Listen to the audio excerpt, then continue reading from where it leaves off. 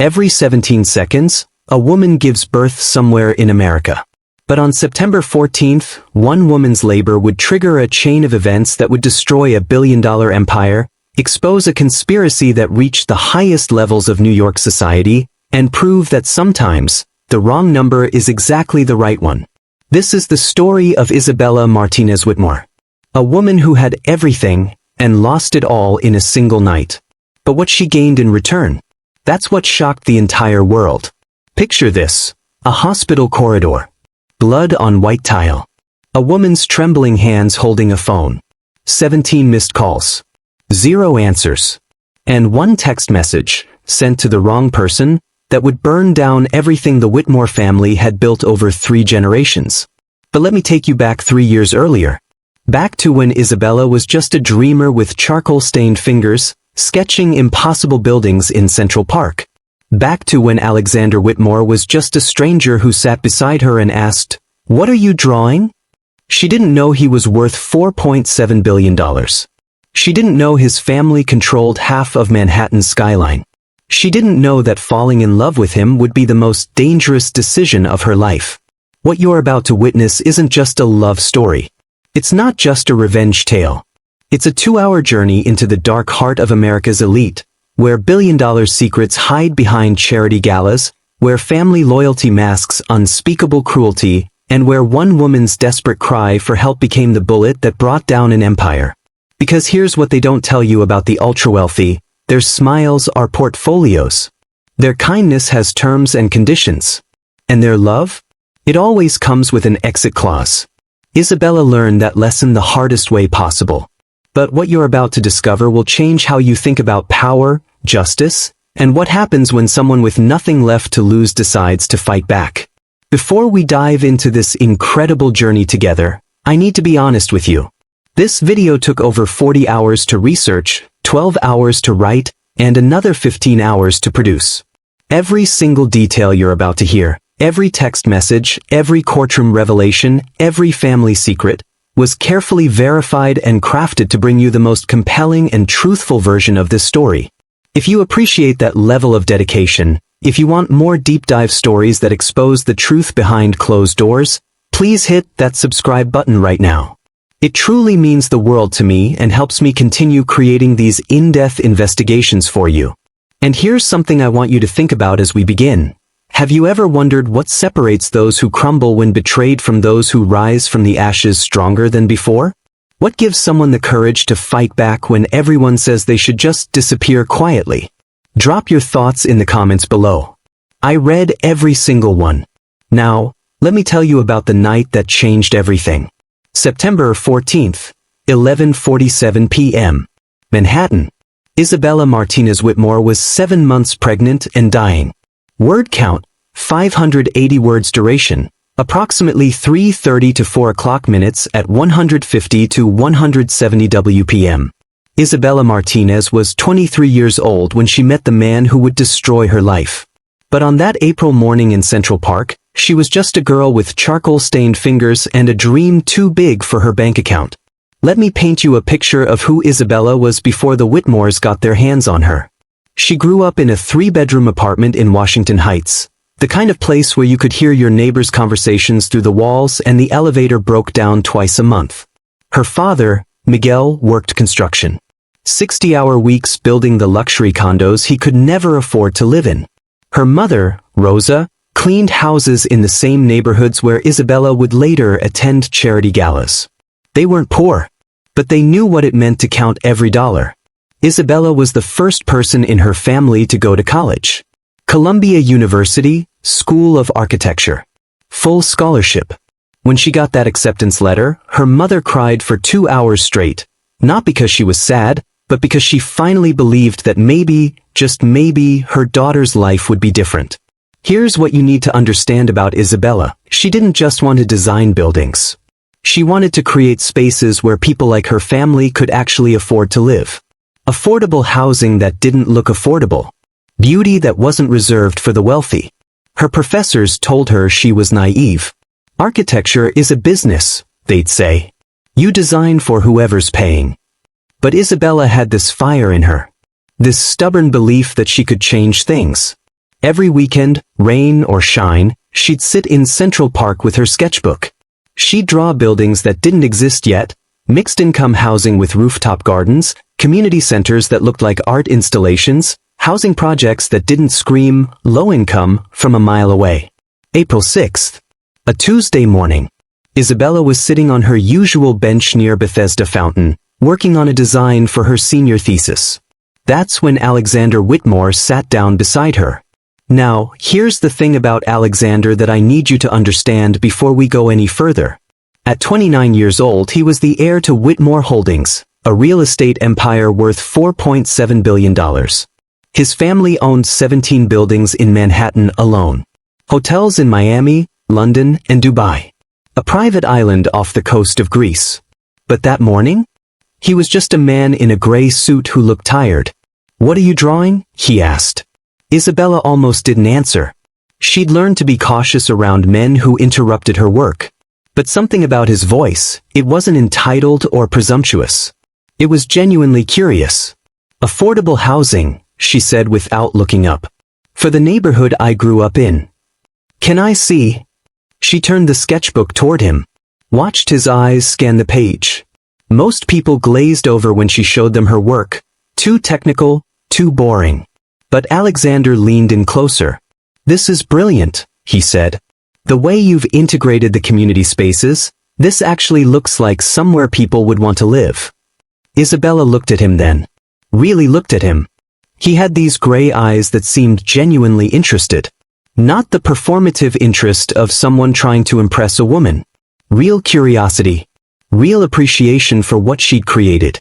"You know architecture?" she asked. "I know real estate." He smiled. "Though I'm starting to think I don't know it as well as I thought." They talked for 2 hours. He never told her his last name. Never mentioned the buildings his family owned or the fortune he'd inherit. He just asked questions about her designs, her inspirations, what she thought was broken about modern urban development. When he finally stood to leave, he hesitated. "Can I see you again? Maybe take you to dinner?" Isabella felt something flip in her chest. "I don't even know your name." "Alexander." He held out his hand. "And you are?" "Isabella Martinez." They shook hands. His grip was warm and firm. "Saturday night?" he asked. "There's this Italian place in the village."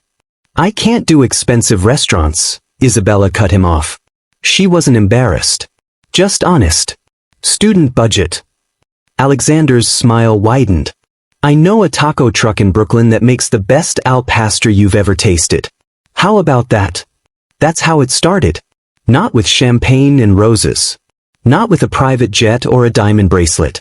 With tacos from a food truck and a man who seemed genuinely interested in who she was, not what she could do for him. For 3 months, Isabella dated Alexander without knowing he was Alexander Whitmore. She thought he was just a real estate analyst. Someone who worked normal hours and wore normal suits and took the subway like everyone else. He played along. Not because he was lying, but because for the first time in his life, someone was seeing him instead of his bank account. They'd meet after her classes. Walk through different neighborhoods. He'd point out buildings and ask her what she'd change about them. She'd sketch ideas on napkins in coffee shops. They'd argue about architecture and urban planning and whether beauty mattered as much as functionality. "Beauty always matters," Alexander would say. "Not if people can't afford to see it," Isabella would counter. He fell in love with her passion. She fell in love with how he actually listened. The truth came out on their 15th date. Alexander took her to a gallery opening in Chelsea. She wore the one nice dress she owned, a simple black number from H&M that she'd bought for presentations. When they arrived, photographers immediately swarmed them. "Mr. Whitmore. Over here. Alexander. Who's your date? Is this the new Whitmore girlfriend?" Isabella froze. "Mr. Whitmore?" The look on Alexander's face, it was genuine panic. Not because he'd been caught, but because he knew this moment would change everything. He pulled her aside, away from the cameras, into a quiet corner of the gallery. "I should have told you sooner," he said quietly. "My full name is Alexander James Whitmore III. My family, we own Whitmore Holdings." Isabella's mind raced. Whitmore Holdings. She'd seen that name on buildings across Manhattan. On development projects. The Whitmore Tower, she whispered. The luxury condos in Long Island City. The ones that displaced 300 families from affordable housing. Alexander's jaw tightened. That was my father's project. I voted against it. You voted? I'm on the board. I've been trying to change how we do business, but... He stopped. Looked at her with something close to desperation. Isabella, I'm still me. I'm still the guy who ate those tacos with you. Who listened to your ideas. Who thinks you're the most brilliant person he's ever met. Isabella should have walked away right then. Every instinct she had screamed that this was dangerous. That their worlds were too different. That she was swimming in waters way too deep. But here's the thing about love, or what you think is love when you're 23 years old. It makes you believe that maybe, just maybe, you're the exception to every rule. Okay, she heard herself say. Okay. Alexander's relief was palpable. He kissed her right there, in front of half of Manhattan's art elite. The photos were on page 6 the next morning. What followed was a whirlwind romance that tabloids would obsess over for months. Alexander introduced her to his world, but slowly, carefully. First, it was nice restaurants. Then gallery openings. Then a weekend at his family's estate in the Hamptons. But he also entered hers. He came to her apartment in Washington Heights. Had dinner with her parents. Helped her father fix a broken cabinet. Sat at their small kitchen table and ate Rosa's homemade tamales like they were a 5-star meal. Your daughter is extraordinary, he told Miguel. I hope you know that. Miguel looked at this billionaire sitting in his kitchen and said quietly, I do. The question is, do you deserve her? Probably not, Alexander admitted. But I'm going to spend every day trying to. 6 months after that first meeting in Central Park, Alexander proposed. Not at a fancy restaurant. Not in Paris or Dubai or any of the places his family expected. He proposed in the same spot where they'd met, on that bench near Bethesda Fountain. Isabella was sketching.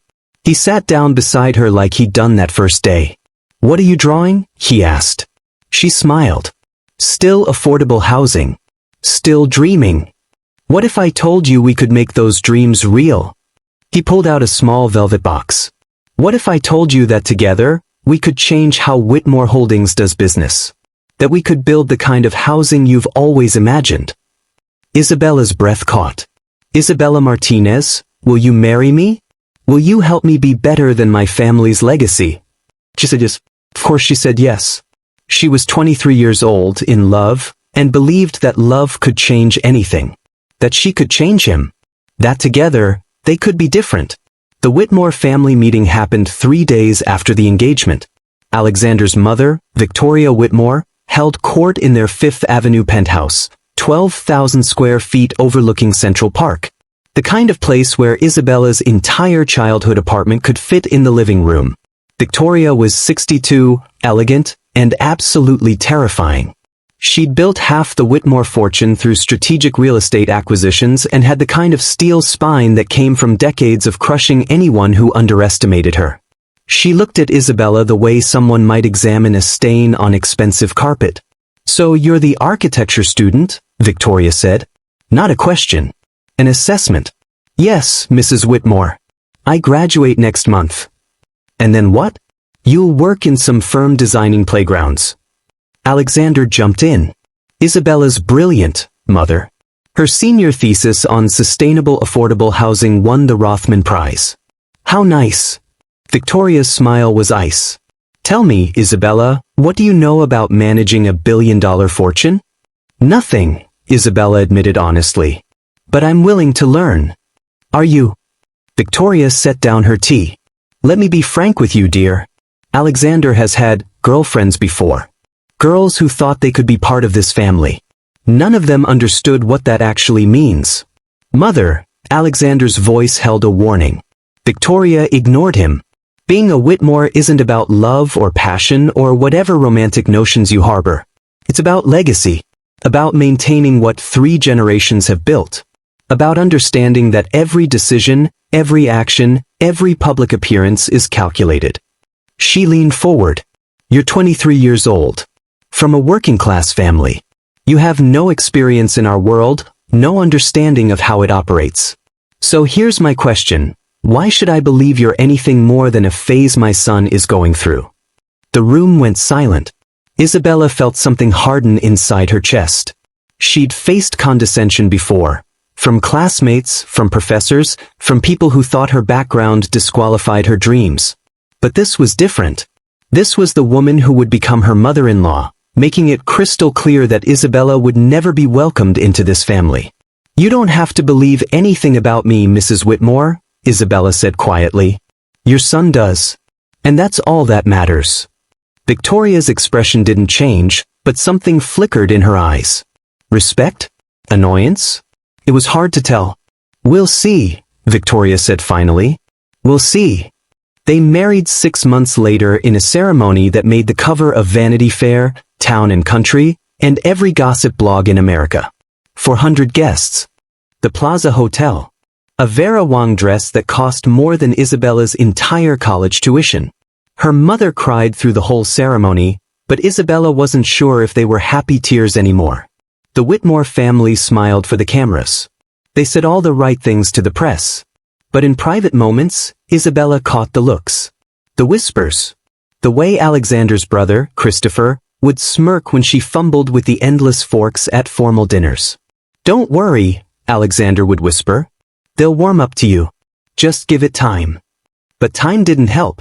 The first year of marriage was when Isabella began to lose herself. It started with small things. The way Alexander's family would suggest she wears certain designers. How Victoria would correct her pronunciation of certain wines. The endless charity galas where Isabella was expected to smile and say nothing of substance. You're representing the Whitmore name now, Victoria reminded her constantly. Everything you do reflects on us.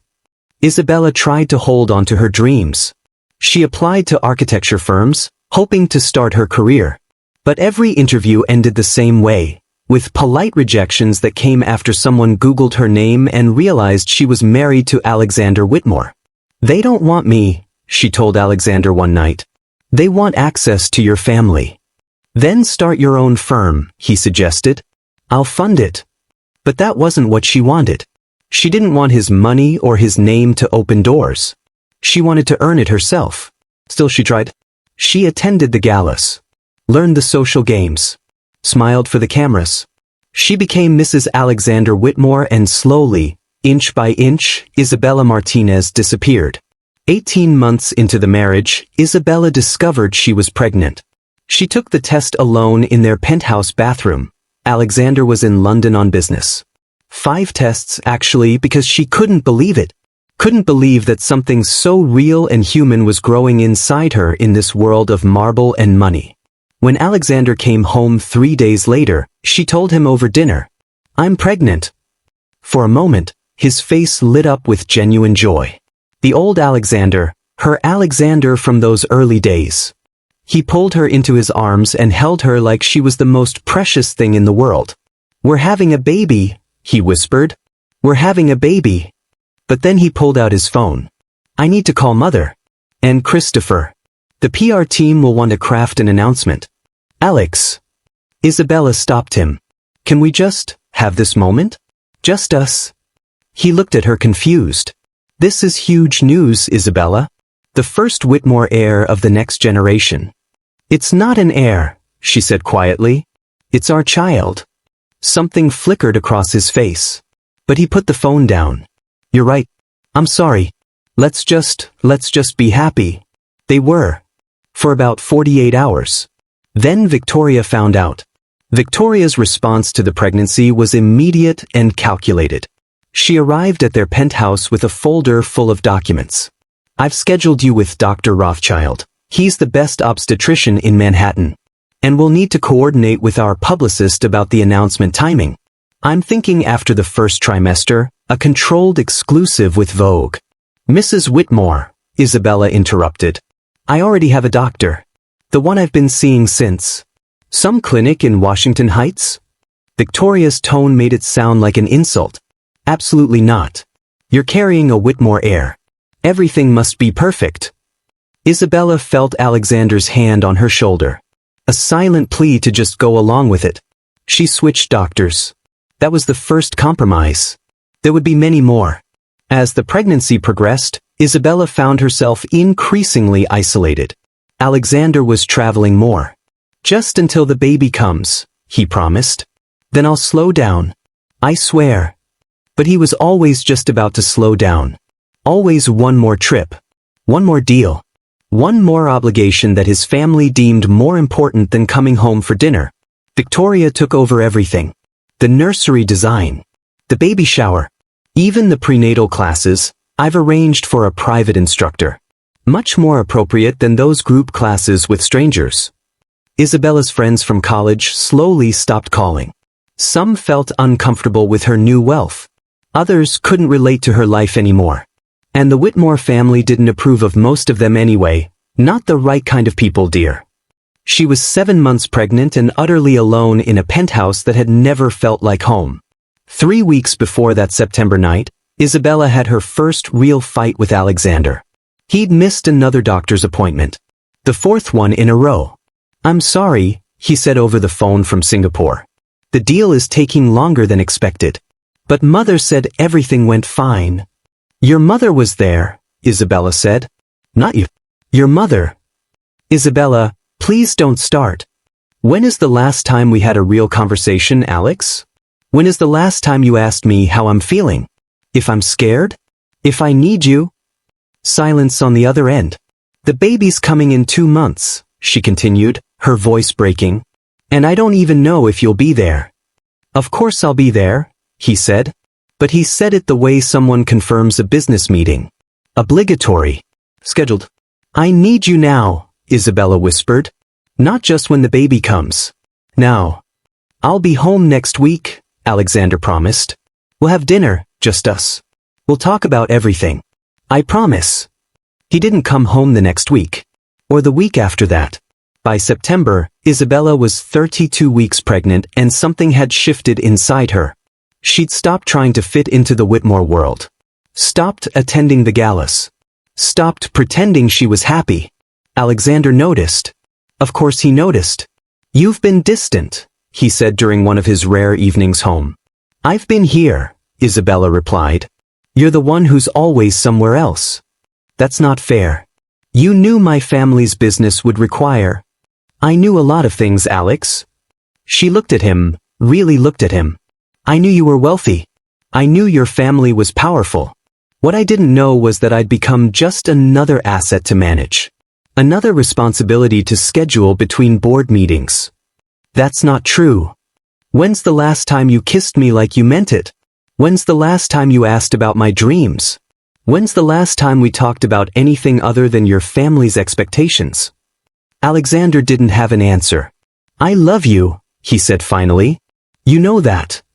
I know you think you do, Isabella said quietly. But love isn't just a feeling, Alex. It's a choice you make every single day. And you stopped choosing me months ago. That conversation happened on September 12th. 2 days later, Isabella would go into labor. 2 days later, she would call Alexander 17 times. 2 days later, everything would change.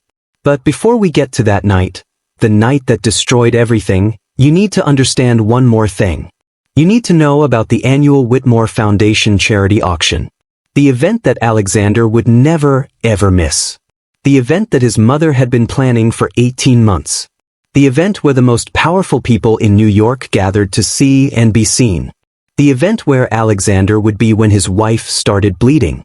Because here's what Isabella didn't know as she watched her husband leave that evening, kissing her forehead with the same distracted affection he'd show a pet. This wasn't just another charity auction.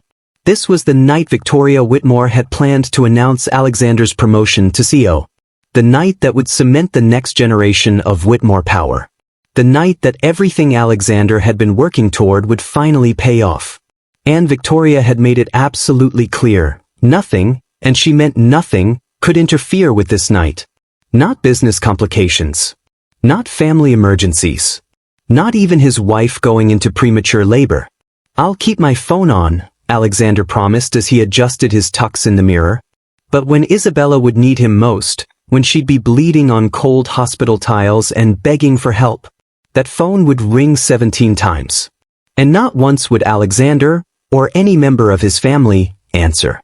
Before we continue, I want to ask you something. If you were Isabella, at what point would you have walked away? When you first met Victoria? When Alexander missed that first doctor's appointment? Or would you have stayed hoping things would get better? Because here's the thing, it's easy to judge from the outside. But when you're living it, when you're isolated and pregnant and in love with the memory of who someone used to be, walking away becomes the hardest thing in the world. Drop your thoughts in the comments. At what point would you have left? Now, let's talk about September 14th. The night everything shattered. September 14th, 11:47 p.m. Isabella felt the first contraction while standing in front of the bathroom mirror, and she knew immediately that something was wrong. Let me walk you through exactly what happened that night. Every detail matters. Every missed call. Every ignored text. Because this wasn't just a tragedy, it was a choice. Isabella had spent the evening alone in the penthouse. Alexander left at 6 p.m. for the Whitmore Foundation charity auction at the plaza. Black tie, 500 guests. The kind of event where Manhattan's elite wrote checks to feel virtuous while sipping $300 champagne. I'll be home by midnight, he'd said, kissing her forehead. Mother's making the CEO announcement at 11. After that, I can slip out. Your phone? Isabella asked. He patted his pocket. Always on. I promise. That was the last time she'd see him before everything changed. At 11:47 p.m., Isabella was brushing her teeth when the pain hit. Not the gentle Braxton Hicks contractions she'd been having for weeks. This was sharp. Violent. Wrong. She gripped the sink. Counted to 10. Breathed through it. It passed. Okay, she whispered to herself. Just stress. Just. The second contraction hit 90 seconds later. That's when she looked down and saw the blood. Isabella's hands shook as she dialed Alexander's number. Bring. Voicemail. She called again immediately. Bring. Voicemail. The third contraction came. Stronger. She doubled over, phone clutched in her hand, alone in a 12,000 square foot penthouse that suddenly felt like a tomb. She tried Alexander again. And again. And again.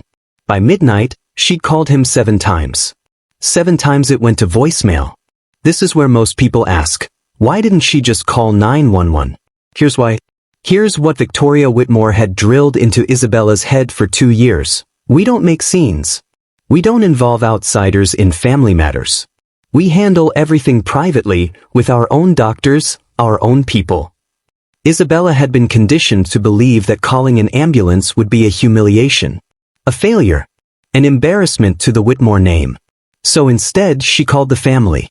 11:58 p.m., she called Victoria. Voicemail. 12:02 a.m., she called Christopher, Alexander's brother. Voicemail. 12:04 a.m., she called the family attorney, Marcus Reed. Voicemail. Do you see what's happening here? An entire family, all at the same event, all with their phones turned off or silenced. All choosing this auction, this announcement, this moment of social theater over everything else. Isabella was hemorrhaging in a bathroom, and not one person answered. At 12:11 a.m., between contractions that were now coming every 2 minutes, Isabella had a moment of terrible clarity. They weren't going to answer. Not tonight. Not during Victoria's big moment. She was completely, utterly alone. That's when survival instinct kicked in. Isabella grabbed her phone, her keys, and somehow made it to the elevator.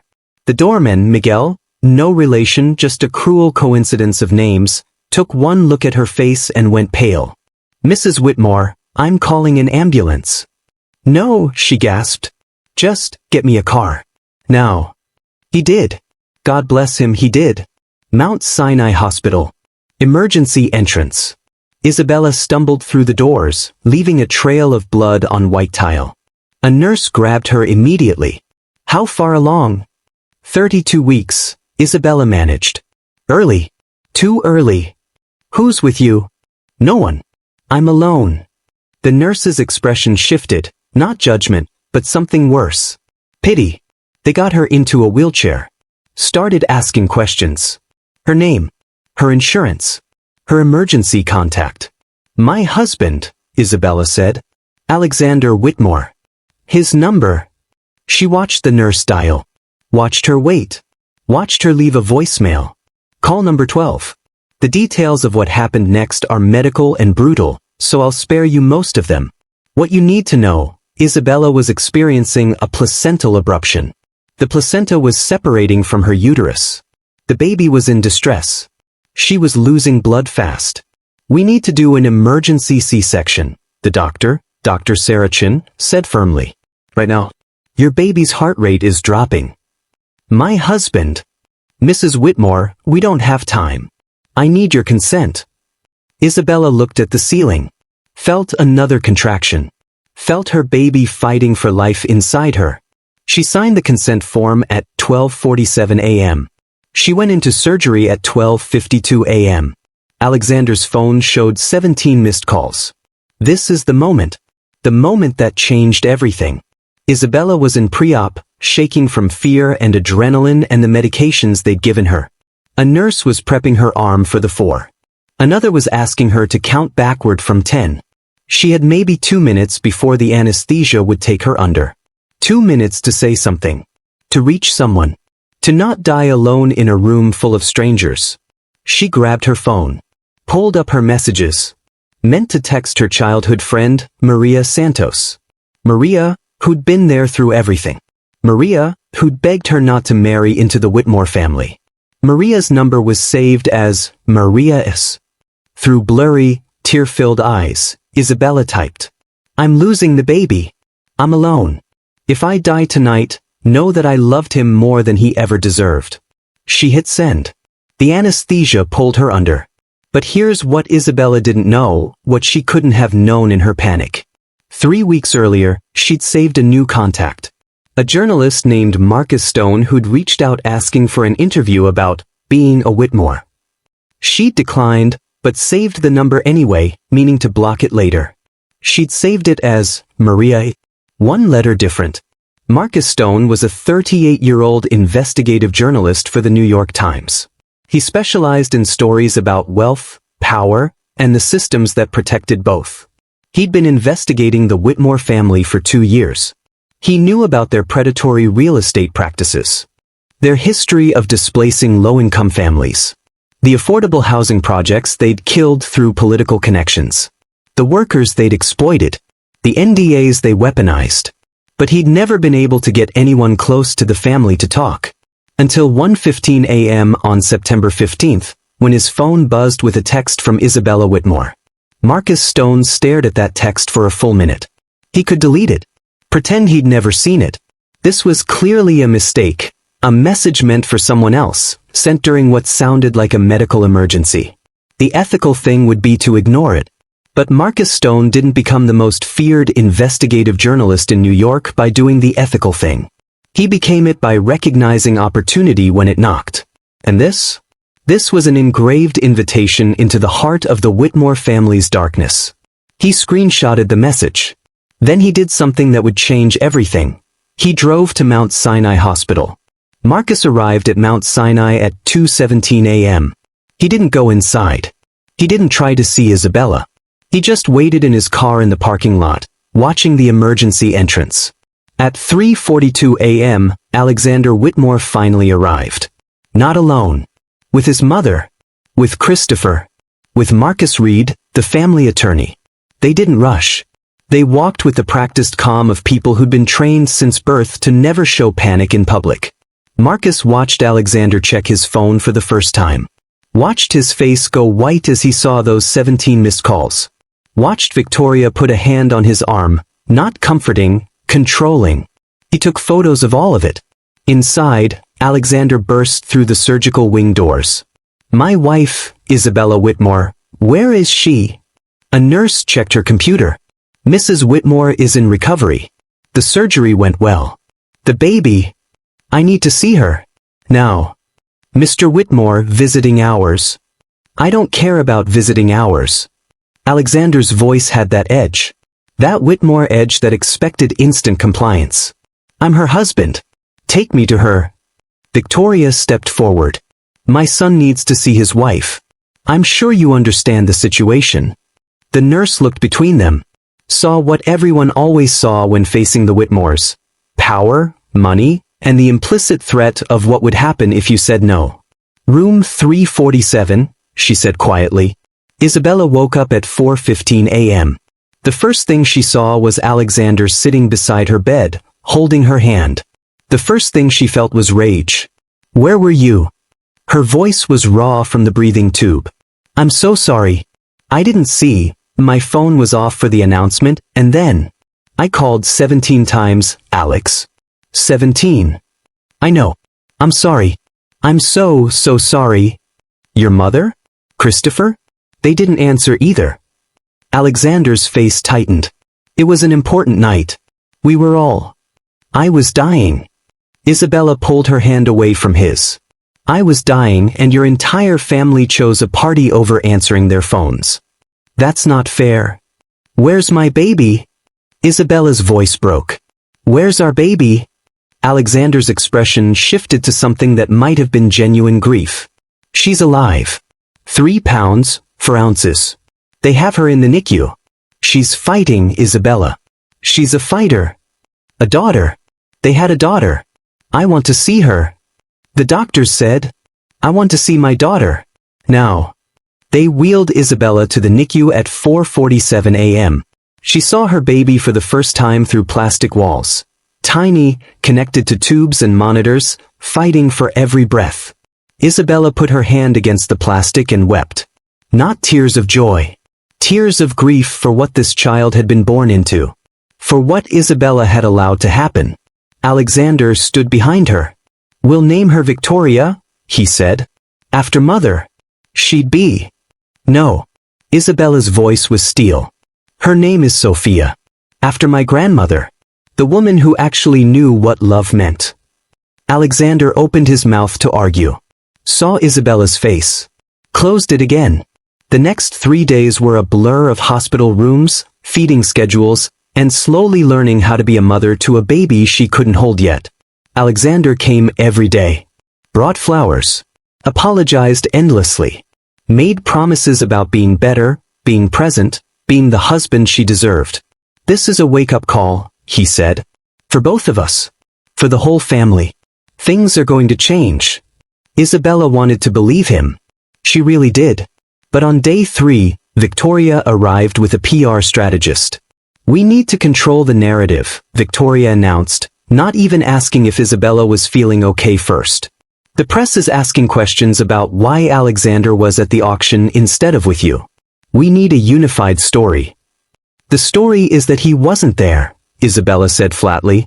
The story is that you insisted he attend, Victoria corrected. That you felt fine. That the labor came on suddenly and unexpectedly.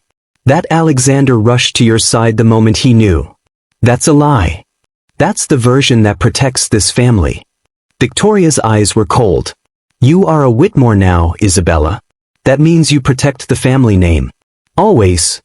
Isabella looked at this woman. Then at Alexander, who was nodding along. Then at the PR strategist taking notes.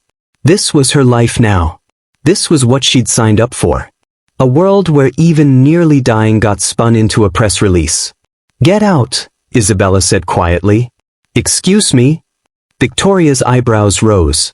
Get out of my hospital room. All of you. Isabella, don't be dramatic. I said get out. Isabella's voice cracked. Get out before I tell every reporter in New York exactly what happened that night.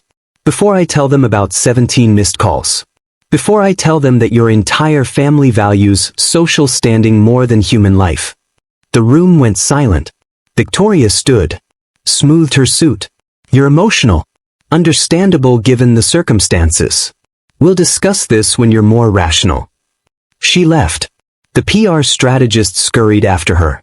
Alexander stayed. Isabella, please. I know you're angry, but Mother is right. We need to. You should go too, Isabella said, not looking at him. I'm not leaving you. Yes, you are. Because I need to figure out if I want to stay in this marriage. And I can't do that with you here. Alexander looked like she'd slapped him. You're not serious. I've never been more serious in my life. He left at 6:47 p.m. on September 18th. Isabella was alone again. But this time, it felt like a choice. At 9:23 p.m. that same night, Isabella received a text from an unknown number. "Mrs. Whitmore, this is Marcus Stone from the New York Times. I believe you may have accidentally sent me a message 3 nights ago. I'm deeply sorry for what you went through. If you ever want to talk about anything, my door is open. No pressure. No expectations. Just someone willing to listen." Isabella stared at that message for a long time. She'd meant to text Maria. Had sent it to a journalist instead. A journalist who now had evidence of the Whitmore family's negligence. She could ignore it, delete it, pretend it never happened. Or she could do something that terrified her even more than dying in that hospital corridor. She could fight back. Isabella sat in that hospital room, listening to the monitor's beep, thinking about Sophia fighting for every breath in the NICU down the hall. She thought about 3 years of slowly disappearing. 3 years of compromising. 3 years of believing that love could change people, that she could fix this, that things would get better. She thought about 17 missed calls. She thought about Victoria's cold eyes demanding Isabella lie to protect the family name. She thought about Alexander's face when she'd asked him to leave, not devastated by nearly losing his wife and daughter, but wounded by the threat to his family's image. At 9:47 p.m., Isabella typed a response. "Mr. Stone, I'd like to talk. But not here. Not now. When I'm out of the hospital. When my daughter is safe. Then we talk." She hit send before she could change her mind. Marcus Stone responded immediately. "Take all the time you need. I'll be here when you're ready." Something fundamental changed in Isabella that night. Not in an instant. Not with thunder and lightning. But like ice slowly cracking under pressure. She'd spent 3 years trying to become someone the Whitmores could accept. Someone Victoria could approve of. Someone worthy of Alexander's last name. But lying in that hospital bed, she realized something crucial. She'd never wanted their approval. She'd wanted their respect. Their love. Their basic human decency. And she was never going to get it. Because the Whitmores didn't see her as a person. They saw her as a liability to manage. A public relations problem to solve. An outsider who'd infiltrated their world and needed to be controlled. Isabella Martinez had been underestimated her whole life. By professors who thought working-class kids couldn't excel in architecture. By classmates who assumed she was there on luck, not merit. By the Whitmore family who thought she'd be easy to break. They were all about to learn the same lesson. Over the next 5 days in the hospital, Isabella started gathering evidence. She screenshotted every text message from the night Sophia was born. Saved every voicemail she'd left that went unanswered. Documented every time Victoria had demanded she lie or compromise or disappear a little more. She reached out to old friends from Colombia, the ones the Whitmores had encouraged her to drop. Found out several had similar stories about the family's real estate practices. About displacement and exploitation and the human cost of the Whitmore empire. She also did something else. Something that would prove crucial later. She started documenting her memories. Writing down every conversation with Victoria. Every time Alexander chose his family over her. Every small cruelty and large betrayal that she'd convinced herself was normal. "Mrs. Whitmore, you should be resting," a nurse said, finding Isabella typing furiously on her laptop at 2 a.m. "I am resting," Isabella replied. "I'm just done sleeping." On day 7, Sophia opened her eyes for the first time. Isabella was there, hand against the plastic of the incubator, when those tiny eyes focused on her face. "Hi, baby girl," Isabella whispered. "I'm your mama. And I'm going to make sure you grow up in a better world than the one I've been living in." Sophia's tiny fingers curled. Like she understood. Like she was holding on. "We're fighters, you and me," Isabella continued. "They don't know it yet. But we're about to show them exactly what that means." Alexander tried to reconcile. He sent flowers daily. Brought her favorite food. Sat with Sophia in the NICU for hours. On day 9, he finally said what Isabella had been waiting to hear. "You were right. About everything. I've been a terrible husband. I chose my family's expectations over you. I let mother control everything. I wasn't there when you needed me most. Isabella waited. There was always a but with Alexander. But I want to change. I want us to start over. Move out of the city maybe. Just us and Sophia. Build the life we talked about before everything got complicated. Before I got pregnant, you mean, Isabella said. Before I became inconvenient. That's not what I meant. Alex, do you know what I realized this week? Isabella looked at him directly. I don't think you're capable of change. Not because you're a bad person, but because you've never had to change. Your whole life, the world bent around you. Money solved problems. Power opened doors. And when something didn't work out, you just moved on to the next thing.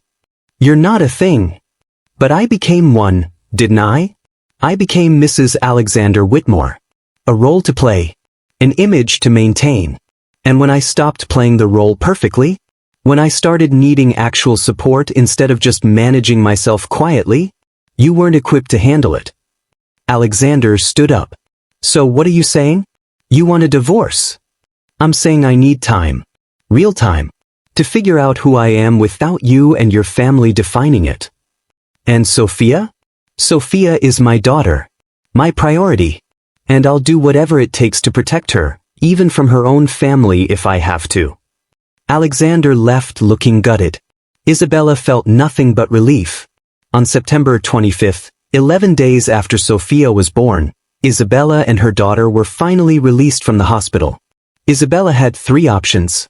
Option A, go back to the penthouse. Accept Alexander's promises of change. Try to make the marriage work. Give Sophia a stable 2-parent home and all the advantages of the Whitmore name. Option B, leave Alexander but stay quiet. Take a generous settlement. Raise Sophia away from the spotlight. Protect herself and her daughter by simply disappearing from the Whitmore world. Option C, meet with Marcus Stone. Tell him everything. Use the power of the press to expose the Whitmore family's cruelty and corruption. Fight back, knowing it would mean war, knowing she might lose everything, knowing Sophia would grow up in the aftermath of her mother's choice. Most people would choose option A or B. The safe options. The options that prioritize stability and security. But Isabella had spent 3 years choosing safety over truth. 3 years making herself smaller to fit into spaces that were never meant for her. And look where it had gotten her. At 3:47 p.m. on September 25th, Isabella texted Marcus Stone. Tomorrow, 10 a.m., there's a coffee shop on Columbus Avenue called Café Luna. Come alone. His response came immediately. I'll be there. That night, Isabella stood in her apartment in Washington Heights, the one her parents had helped her keep even after the marriage. The one she'd been paying for secretly for 3 years, just in case. Sophia slept in a second-hand bassinet. The apartment was tiny compared to the penthouse. No marble. No city views. No walk-in closets bigger than bedrooms. But it was hers.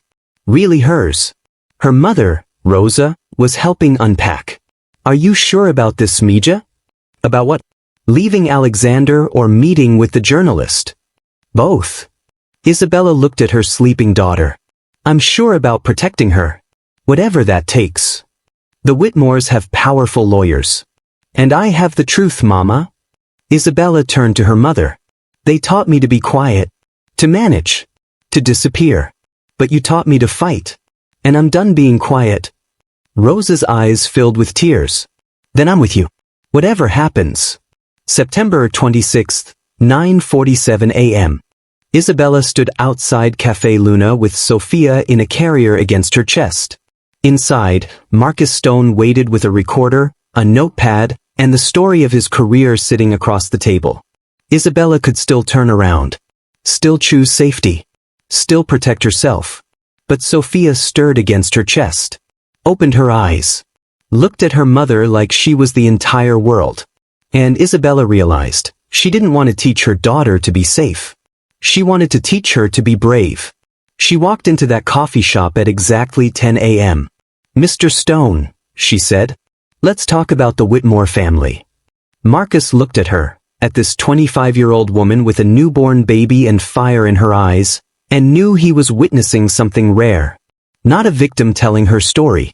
A warrior declaring war. Here's what I need you to understand. At this point, Isabella had to choose between her daughter's security and her own integrity. She could take the money, stay quiet, and give Sophia every material advantage. Or she could fight back, risk everything, and possibly give her daughter nothing but struggle. If you were in her position, fresh out of the hospital, exhausted, scared, with a premature baby depending on you, what would you have done? Would you have chosen safety? Or would you have chosen truth? Because here's the thing, both choices have consequences. Both choices are valid. But only one choice allows you to look your daughter in the eyes someday and say, I fought for you. I fought for what was right. Drop your answer in the comments. Would you have walked into that coffee shop? Now, let's talk about what happened when Isabella started talking. Because what came next? It shook Manhattan to its core.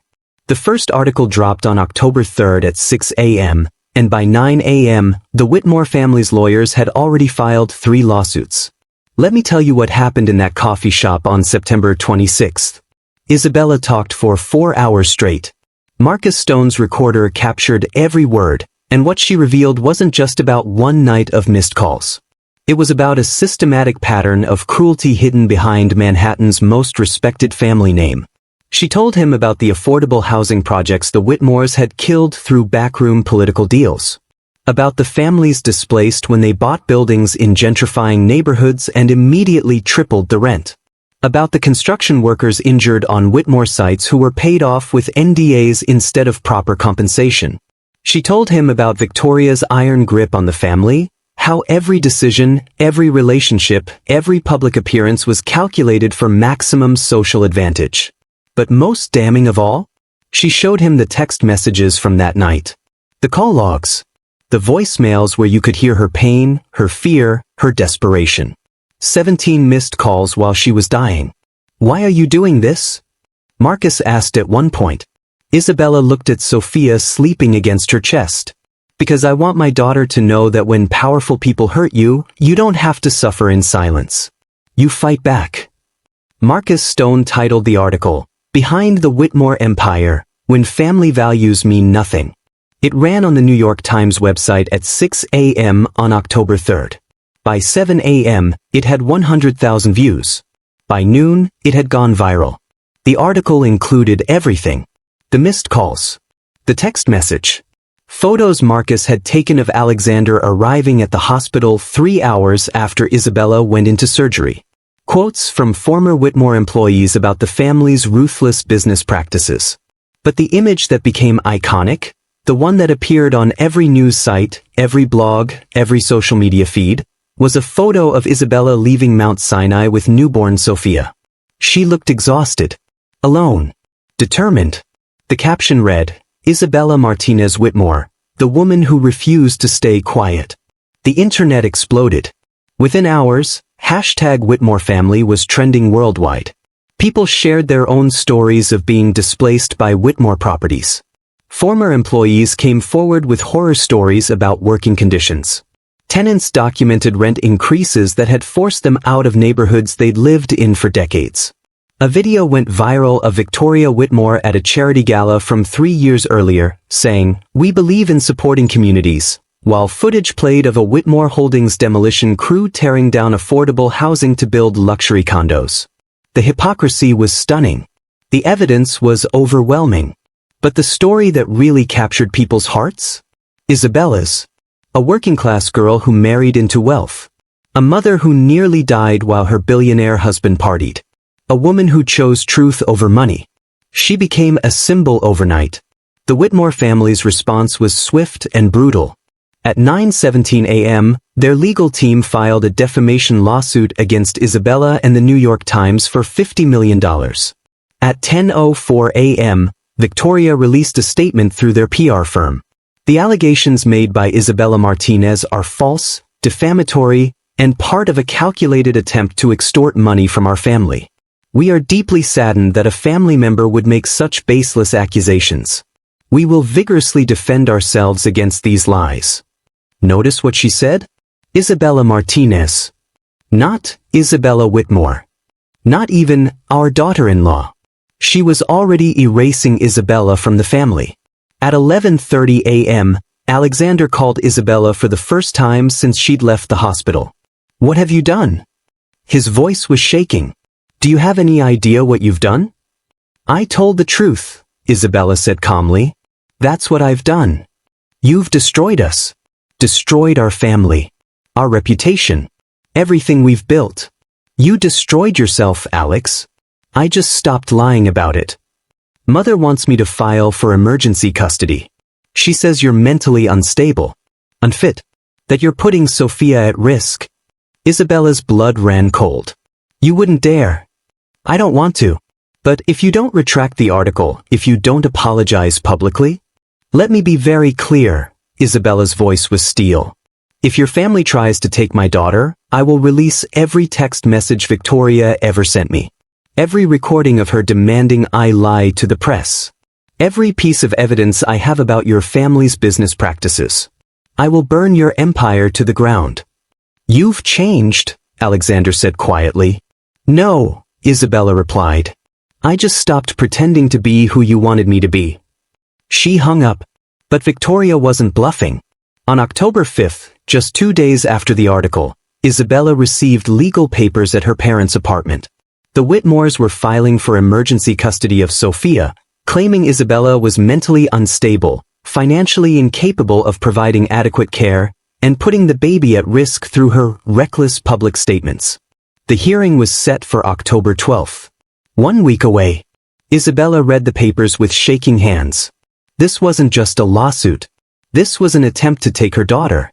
"They can't do this," Rosa said, reading over her shoulder. "They can't just take a baby from her mother." "They can try," Isabella said. "And they have better lawyers than I do." That's when she realized the full scope of what she was up against. The Whitmores didn't just have money. They had connections.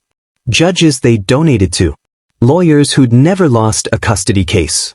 A network of power that could crush anyone who challenged them. For the first time since walking into that coffee shop, Isabella felt real fear. Let me tell you about Isabella's financial situation in those first few weeks.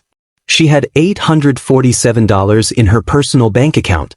The trust fund Alexander had set up for her when they married, frozen by the family's lawyers, pending the outcome of the defamation lawsuit. Her parents' apartment in Washington Heights, $1,200 a month that Miguel and Rosa could barely afford on their own, let alone with Isabella and Sophia moving back in. Sophia's medical expenses from her premature birth, over $180,000, most of it covered by insurance, but still leaving Isabella with $23,000 in bills she couldn't pay.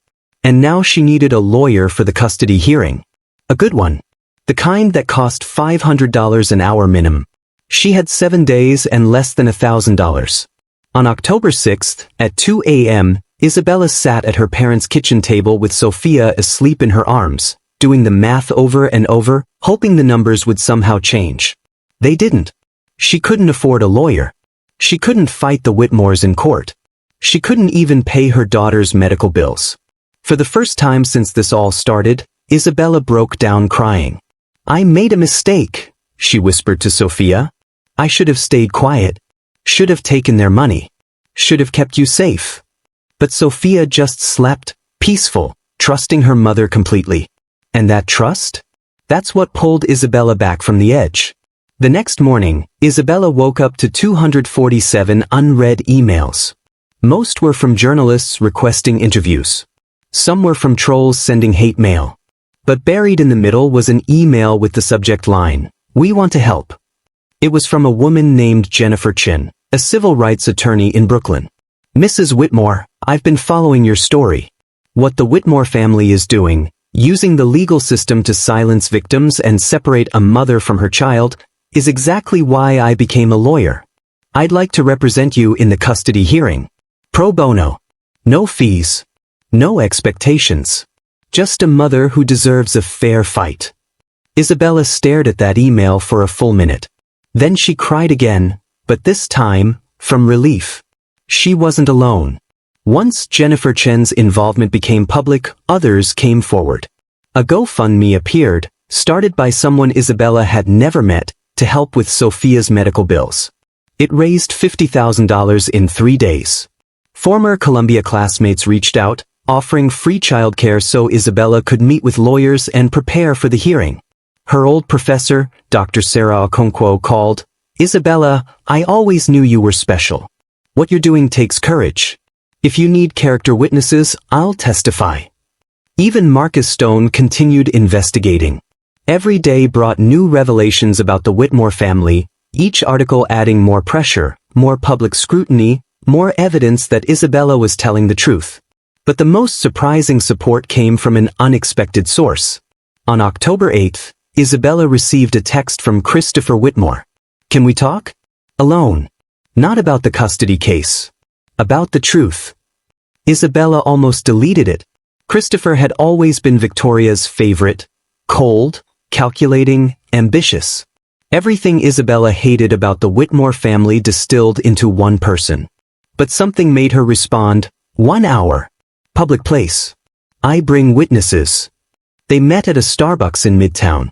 Isabella brought Jennifer Chin. Christopher came alone.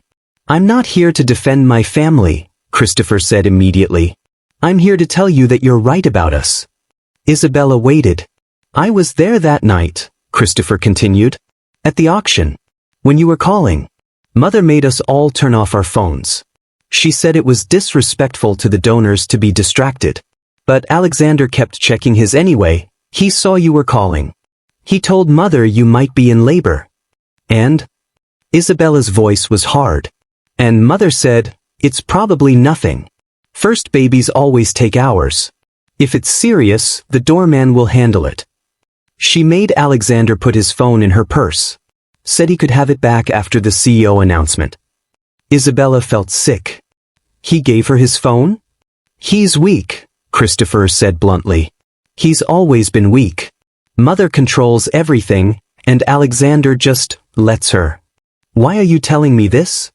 Christopher looked uncomfortable. "Because I have a daughter too. She's 6. And last week, she asked me why everyone on the internet is saying mean things about our family. I didn't have a good answer."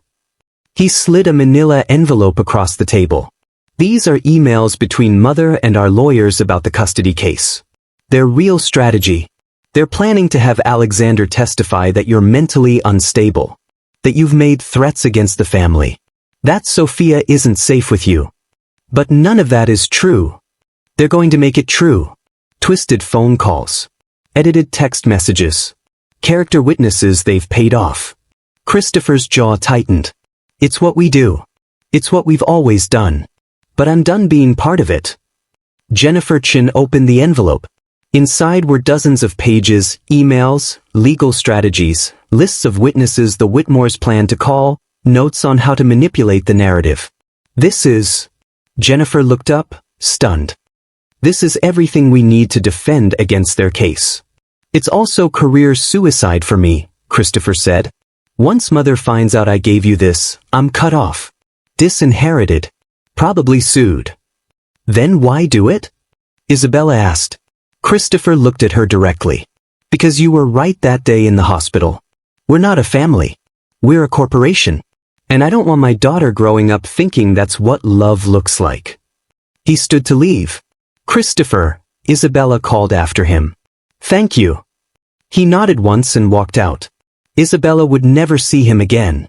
Victoria made sure of that. The next 3 days were a blur of preparation. Jennifer Chin assembled a legal team, all pro bono, all volunteers who believed in what Isabella was fighting for. They built a case not just to defend against the custody petition, but to expose the Whitmore family's tactics.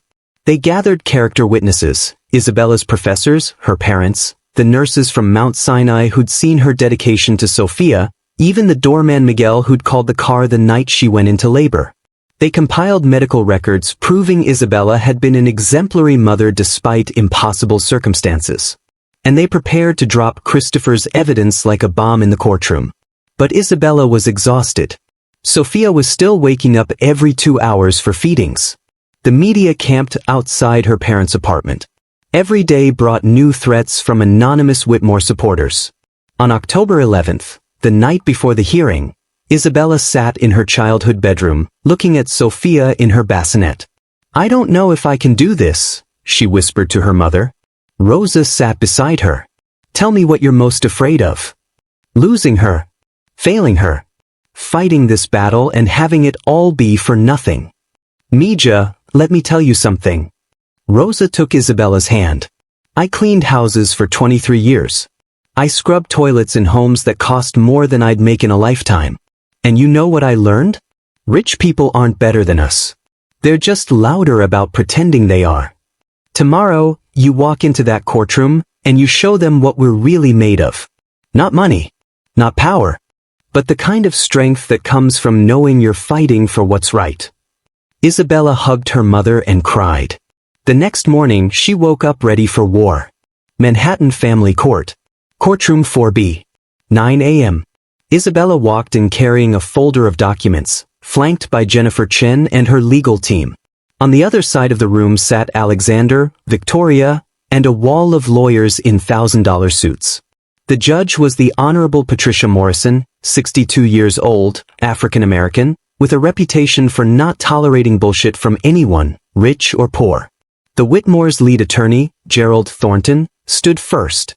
"Your Honor, we're here today because we're deeply concerned about the welfare of 3-month-old Sophia Whitmore. Her mother, Isabella Martinez, has demonstrated erratic behavior, made reckless public statements, and created an unstable environment for this infant." He presented his case methodically. Character witnesses who claimed Isabella had anger issues. A psychologist who'd never met Isabella but had reviewed her social media and found patterns consistent with postpartum mental instability. It was professional, polished, devastating. Then it was Jennifer Chen's turn. "Your Honor," Jennifer began, "what you've just heard is not a custody case. It's a PR campaign masquerading as concern for a child." She laid out Isabella's case piece by piece. Medical records proving Isabella's excellent care of Sophia. Character witnesses who testified to her dedication. Financial records showing the Whitmores had frozen her accounts, deliberately creating the financial instability they were now citing against her. Then came the nurses from Mount Sinai. "I was there the night Sophia was born," testified Sarah Chin, the ER nurse. "I watched Isabella Martinez make 17 phone calls to her husband and his family while in active labor. Not one was answered. And when Mr. Whitmore finally arrived 3 hours after the surgery, his first question wasn't, 'Is my wife okay?' It was, 'Has she spoken to anyone from the press?'" The courtroom stirred. But Jennifer wasn't done. "Your Honor, I'd like to submit Exhibit M, internal emails from the Whitmore family legal team discussing their strategy for this custody case." She handed Christopher's evidence to the judge. Judge Morrison read in silence. Her expression darkened with each page. "Mr. Thornton," she said slowly, "did your team plan to present edited communications as evidence of Mrs. Whitmore's mental instability?" Gerald Thornton went pale. "Your Honor, I'm not aware. Because these emails suggest a coordinated effort to manufacture evidence against a mother in order to separate her from her infant daughter." The room went dead silent. "Furthermore," Judge Morrison continued, "these emails reference payments to potential witnesses. Mr. Thornton, did you know your clients were paying people to testify against Mrs. Whitmore?" "Your Honor, I can explain." "I don't want an explanation." Judge Morrison's voice was ice. "I want to know how you thought this was appropriate." Victoria Whitmore stood up. "Your Honor, if I may." "Sit down." Judge Morrison didn't even look at her. "Mrs. Whitmore, you do not have permission to speak in my courtroom." Victoria sat, visibly shocked. People didn't speak to her that way. Ever. Judge Morrison closed the folder and looked directly at the Whitmore legal team. "In 26 years on the bench, I have never seen such a blatant abuse of the legal system. This custody petition is not about protecting a child. It's about punishing a mother who dared to speak truth to power." She turned to Isabella. "Mrs. Whitmore, or Ms. Martinez if you prefer, I see nothing in this evidence that suggests you are anything but a devoted, capable mother. The fact that you're raising your daughter in a smaller apartment while fighting legal battles against a billionaire family doesn't make you unfit. It makes you brave." The custody petition is denied. Full custody remains with Ms. Martinez. Furthermore, I'm ordering an investigation into the Whitmore family legal team's practices. And I'm granting Ms. Martinez a temporary restraining order against Victoria Whitmore. You are not to contact Ms. Martinez or her daughter for a period of no less than 6 months. The gavel came down. Isabella had won. Isabella walked out of that courtroom into a sea of cameras and reporters. Isabella, how do you feel? What's next for you and Sophia? Will you continue speaking out against the Whitmores? Jennifer Chin held up a hand. Ms. Martinez will not be taking questions at this time. She's just won custody of her daughter and would like to celebrate with her family. But Isabella stopped. Turned to the cameras. I want to say something. Jennifer looked nervous, but Isabella spoke anyway.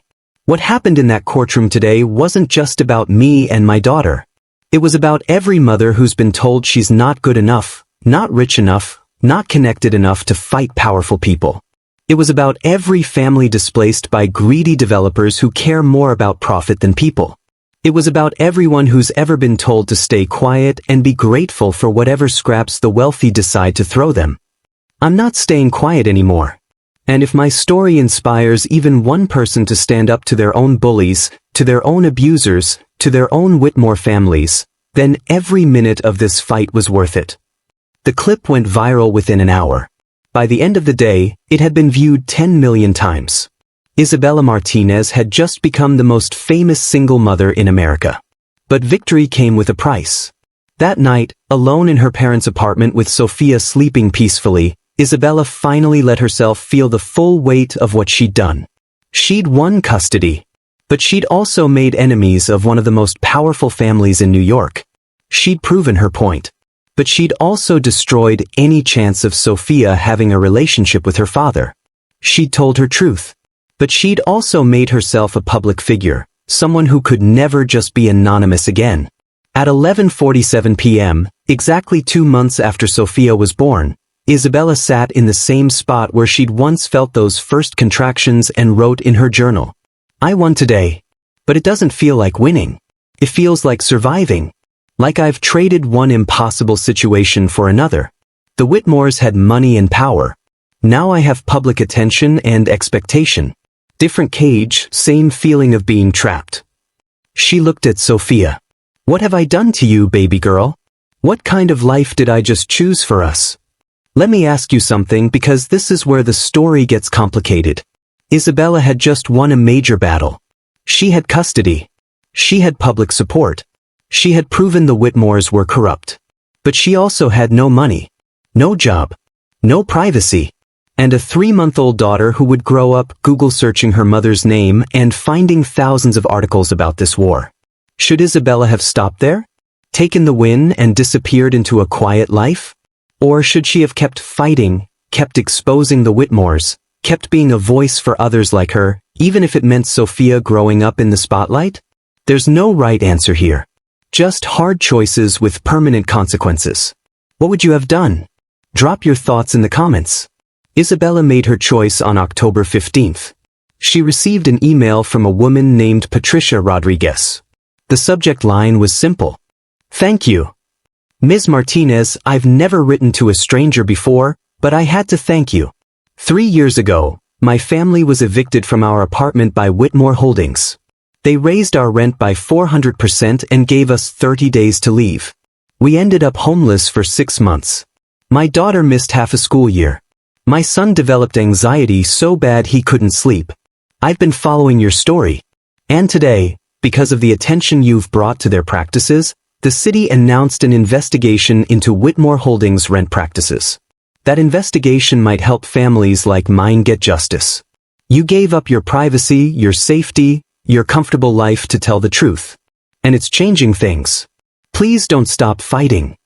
Isabella read that email 3 times. Then she made a phone call. Marcus? It's Isabella. I want to do another interview. A deeper one. About all of it, not just what they did to me, but what they've been doing to New York families for 3 generations.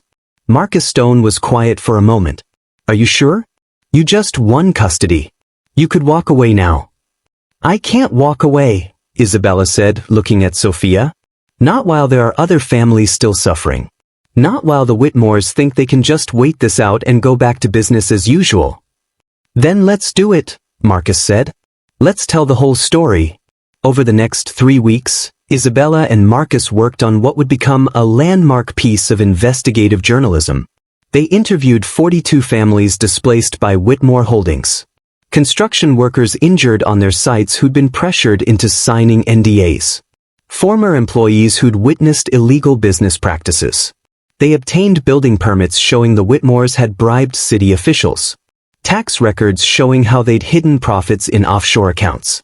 Internal memos discussing how to legally displace low-income tenants.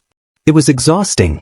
Isabella was still caring for Sophia, feeding her every 2 hours, dealing with doctor appointments for her ongoing premature birth complications, trying to be a mother while also becoming an accidental activist. Some nights, she'd be up until 3 a.m. verifying facts with Marcus, then wake up at 5 a.m. when Sophia needed feeding. Her parents helped, but they were working full-time jobs. Jennifer Chen's legal team was still defending against the Whitmores' defamation lawsuit. Isabella was running on caffeine, adrenaline, and the sheer stubbornness that had gotten her through Columbia on a scholarship and into this family in the first place. On November 2nd, Isabella had a breakdown. She was trying to warm a bottle for Sophia while on the phone with Marcus, reviewing quotes for the article. Sophia was crying, that newborn cry that pierces straight through your skull. Isabella's hands were shaking from exhaustion. And then she dropped the bottle. It shattered on the kitchen floor. And Isabella just crumbled. She sat on the floor, surrounded by broken glass and spilled formula, and sobbed. Not graceful crying. Ugly, desperate, exhausted sobbing. Her mother found her there 20 minutes later. Mija, you can't do this to yourself, Rosa said, carefully picking up glass while holding Sophia. You need rest. You need help. You need to take care of yourself. I can't stop, Isabella said. If I stop, they win. If I stop, everything I've sacrificed is for nothing. And if you break? If you push yourself until there's nothing left. Rosa sat beside her daughter. Then Sophia loses her mother anyway. That conversation was a turning point. Isabella realized she couldn't do this alone. She needed to build something sustainable, not just for this fight, but for whatever came after. Isabella started accepting help. She joined a single mother's support group in Washington Heights. Women who understood the exhaustion, the fear, the constant balancing act of trying to be everything to everyone. She reached out to her old Columbia friends, the ones she'd pushed away during her marriage. Most of them came back, cautiously, offering friendship and understanding. She started seeing a therapist. I need to process this, she told Jennifer Chen. All of it. The trauma of that night, the divorce, becoming a public figure. I need to deal with it before it deals with me. And slowly, carefully, she started rebuilding Isabella Martinez, not Mrs. Alexander Whitmore, not the viral victim, but herself. On November 18th, Marcus Stone published his second major investigation, The Whitmore Empire, 3 Generations of Exploitation. It was devastating. 30,000 words of meticulously documented evidence showing systematic corruption, exploitation, and abuse of power. The article included records of 247 families forcibly displaced over 15 years. Evidence of $4.2 million in illegal political contributions. Testimony from injured workers denied proper compensation. Financial records showing the Whitmores had avoided $127 million in taxes through fraudulent deductions. Internal communications discussing how to manage negative press about their business practices. The response was immediate and explosive. By noon, the Manhattan District Attorney's Office announced a criminal investigation into Whitmore Holdings. By 3 p.m., the IRS released a statement confirming they were auditing the Whitmore family's financial records for the past 10 years. By 6 p.m., 3 major companies had ended business partnerships with Whitmore Holdings, citing concerns about ethical practices. The empire was crumbling, and Isabella had lit the match. The pressure finally broke the Whitmore family. On November 22nd, Christopher went public with his own statement, officially separating himself from the family business and confirming everything Isabella had said. "I was complicit in systems of exploitation," his statement read. "I stood by while my family hurt people, displaced families, and used our wealth to avoid consequences. I can't undo the past, but I can refuse to participate in the future." Victoria immediately disowned him. Publicly. In a statement to the press that was so cold it made headlines itself. "Christopher Whitmore is no longer a member of this family or this company. His betrayal of blood and business is complete." Even in crisis, Victoria cared more about control than her own son. Alexander, caught between his mother and his conscience, finally made his own decision. On December 1st, he showed up at Isabella's parents' apartment. Alone. "I'm not here to beg," he said when Isabella answered the door. "I'm here to apologize. Really apologize." Isabella waited, arms crossed. "You were right about everything," Alexander continued. "About mother. About the family. About me. I was weak. I chose their approval over your well-being. I let them control me instead of standing up for what was right." "I know," Isabella said simply. "I'm leaving the company. Filing for divorce from the family, if that makes sense." Alexander laughed bitterly. "I'm going to testify in the DA's investigation. Tell them everything I know. It's probably too late to fix anything, but—" "It's not about fixing things," Isabella interrupted. "It's about choosing who you want to be going forward."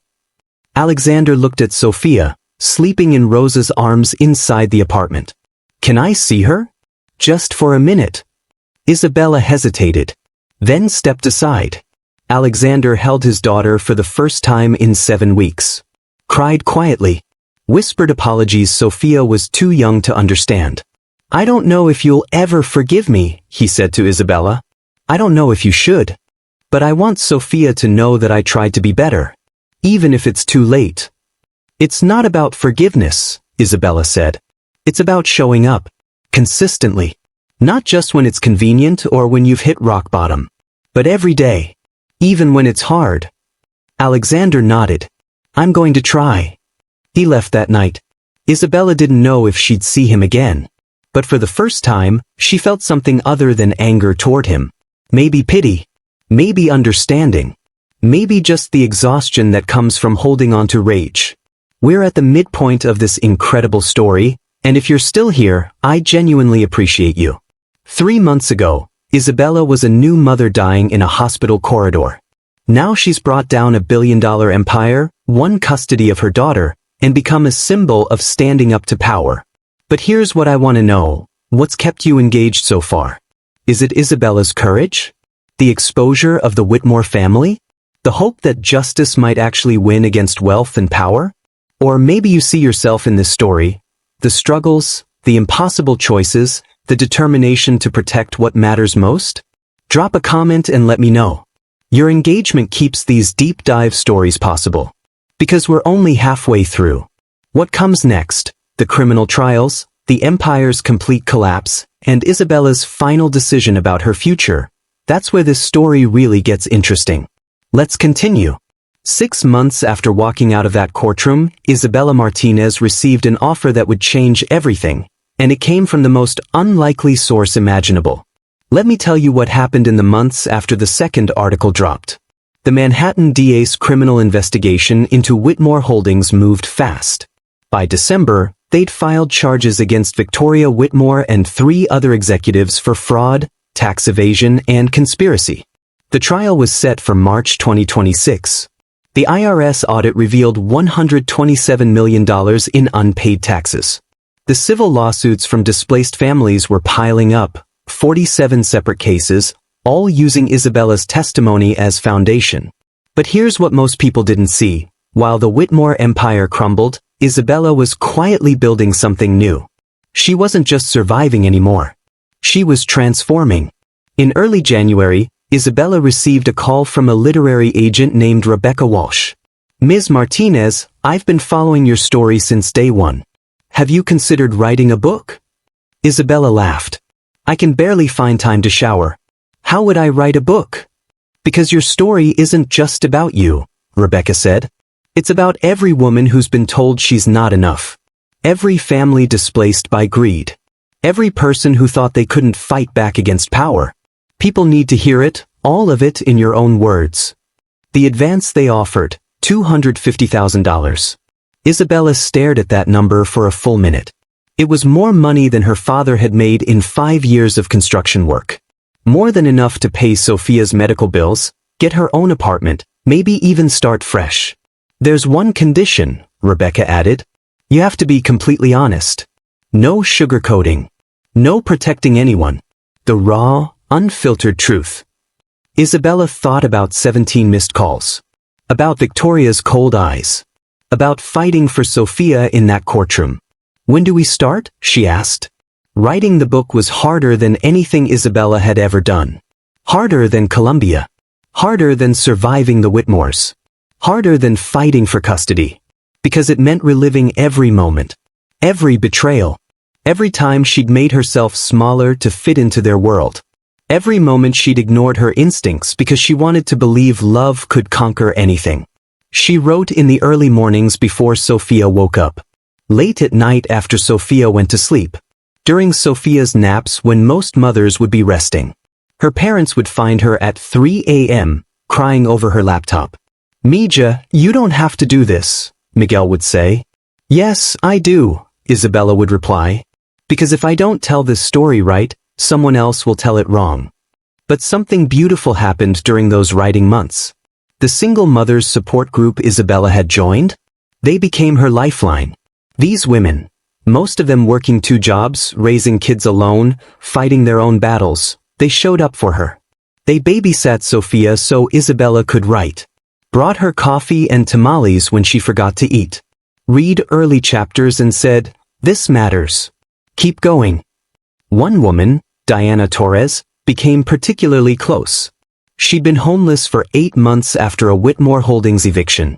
She understood what Isabella was fighting for in ways no one else could. "You're giving us a voice," Diana said.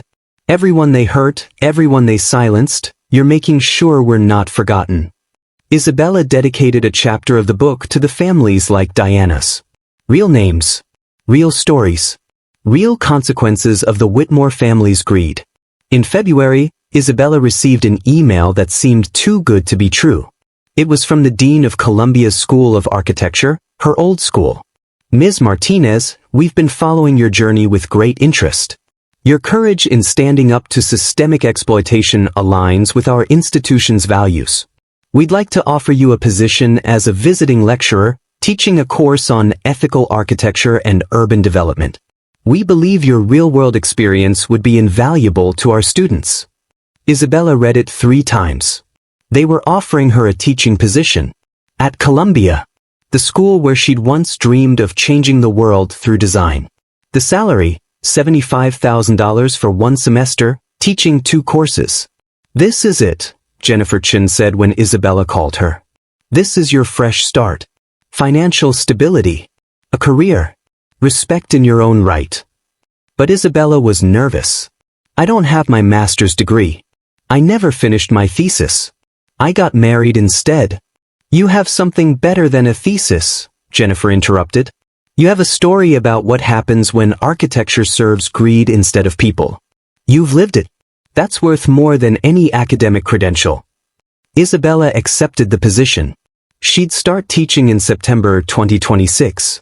Through all of this, the book writing, the legal battles, the new opportunities, Sophia was growing. In February, at 5 months old, Sophia smiled for the first time. A real smile, not just gas. Isabella was alone when it happened, exhausted and covered in spit-up, and that smile made everything worth it. In March, Sophia started reaching for objects. The doctors said her development was right on track despite her premature birth. "She's a fighter," the pediatrician said. "Just like her mother." Isabella documented everything. Not for social media, she'd learned to keep some things private. But for herself. For Sophia. So her daughter would know that even in the darkest times, there was joy. "You're going to grow up knowing your mother fought for what was right," Isabella would whisper during 3 a.m. feedings. "Not for money. Not for revenge. But because some things are worth fighting for." The trial of Victoria Whitmore and 3 Whitmore Holdings executives began on March 15, 2026. The prosecution called 47 witnesses. Former employees. Displaced families. City officials who'd been offered bribes. Financial experts who traced the money. And on March 22, they called Isabella Martinez. Isabella walked into that courtroom wearing a simple navy dress from Target, not designer clothes, not borrowed finery. Just herself. The prosecution attorney, Sarah Mendez, started with a simple question. Ms. Martinez, how did you first become aware of the Whitmore family's business practices? I didn't, Isabella answered honestly. Not at first. I was in love. I saw what I wanted to see. It wasn't until I was part of the family that I started noticing how they talked about people. Like they were problems to solve instead of human beings. For 2 hours, Isabella testified about what she'd witnessed. Conversations at family dinners about displacing undesirable tenants. Victoria's instructions to lawyers about suppressing negative press. The culture of cruelty disguised as business acumen. But the most powerful moment came during cross-examination. Victoria's defense attorney, a shark named Richard Grayson, tried to paint Isabella as a bitter ex-wife seeking revenge. Ms. Martinez, isn't it true that you're writing a book about this case? A book that you'll profit from? Yes, Isabella said calmly. And isn't it also true that you've sued my client for emotional distress? No, actually. I haven't sued anyone. I've only defended myself when they tried to take my daughter. Grayson pressed harder. You stood to gain millions as Alexander Whitmore's wife. You had access to wealth and privilege most people only dream of. And you threw it away. Why? Isabella looked directly at Victoria Whitmore, sitting rigid at the defense table.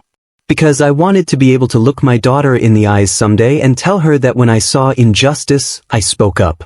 That when powerful people hurt vulnerable people, I didn't stay silent just to keep my comfortable life. The courtroom was dead quiet. I didn't throw away wealth, Mr. Grayson. I chose integrity.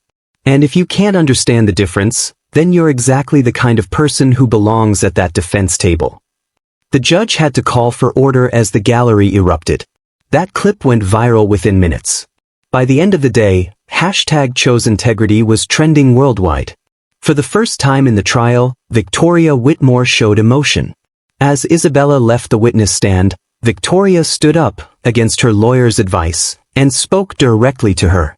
You've destroyed everything, Victoria said, her voice shaking.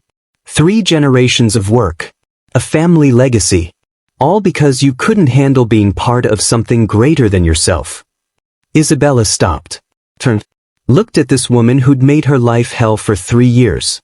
No, Mrs. Whitmore, Isabella said quietly. I didn't destroy your legacy. I exposed it. There's a difference. She walked out with her head high. The jury deliberated for 4 days. On April 3rd, they returned with a verdict, guilty on 12 counts including fraud, conspiracy, and racketeering. Victoria Whitmore was sentenced to 8 years in federal prison and ordered to pay $43 million in restitution to victims. The 3 executives received similar sentences. Whitmore Holdings was ordered to sell its assets, with proceeds going to displaced families and unpaid workers.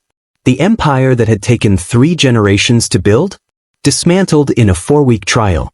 Isabella watched the verdict on TV from her parents' apartment, holding Sophia.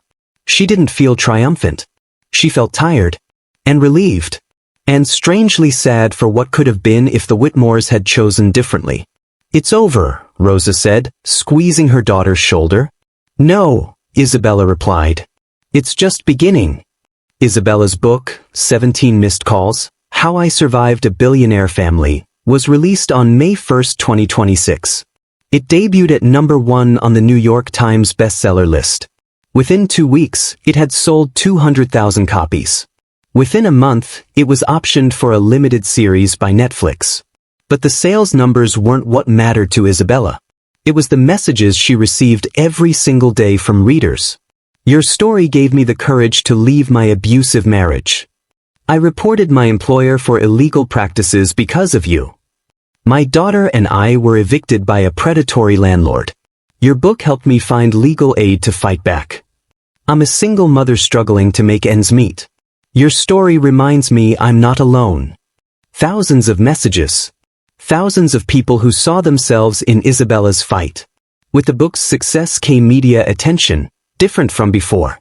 Not as a victim, but as someone with something valuable to say. Isabella appeared on morning shows, podcasts, and news programs. She spoke at universities, non-profit events, and women's conferences. She used every platform to talk about affordable housing, workers' rights, and the importance of holding powerful people accountable. What's your message to other women in similar situations? An interviewer asked. Document everything, Isabella said. Trust your instincts. Build your support system.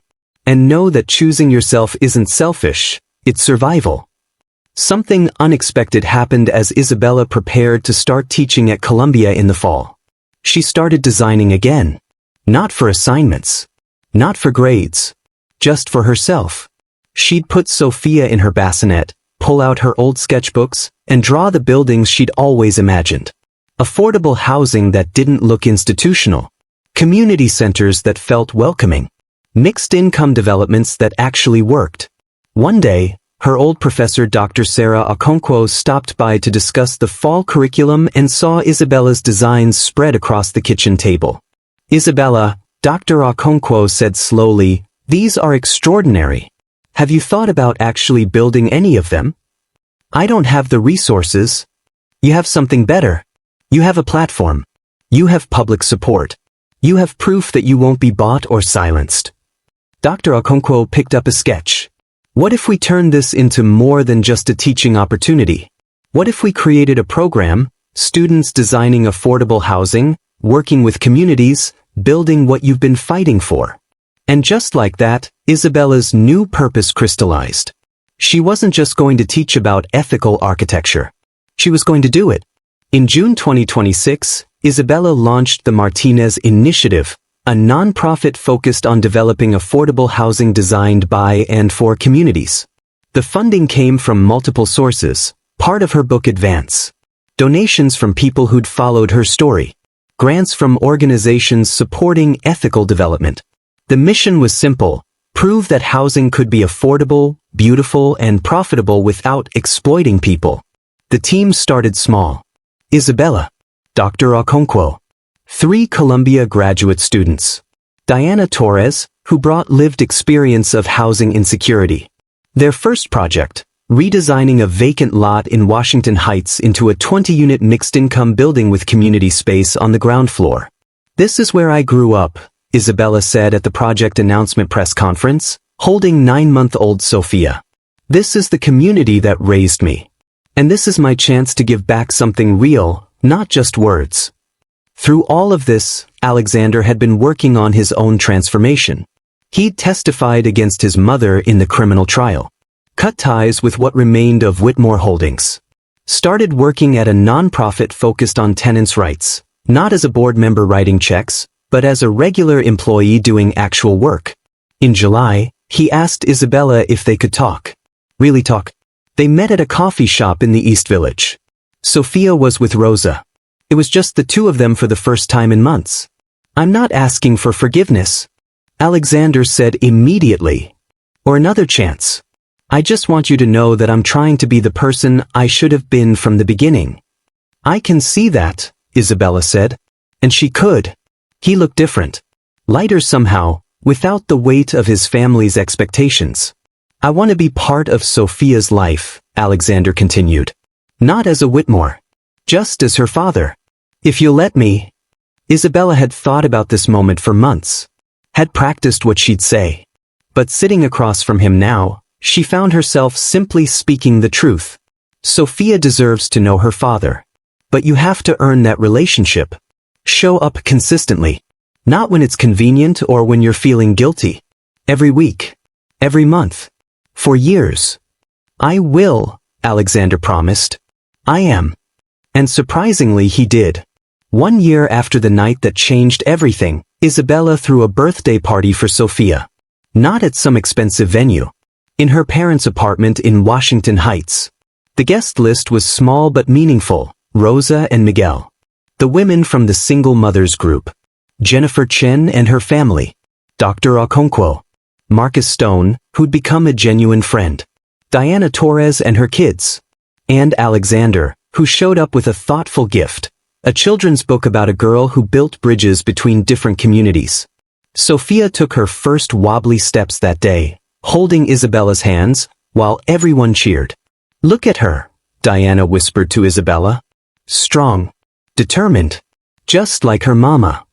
Isabella watched her daughter, this tiny person who'd entered the world fighting, who'd survived when odds were against her, who smiled despite everything that had happened around her.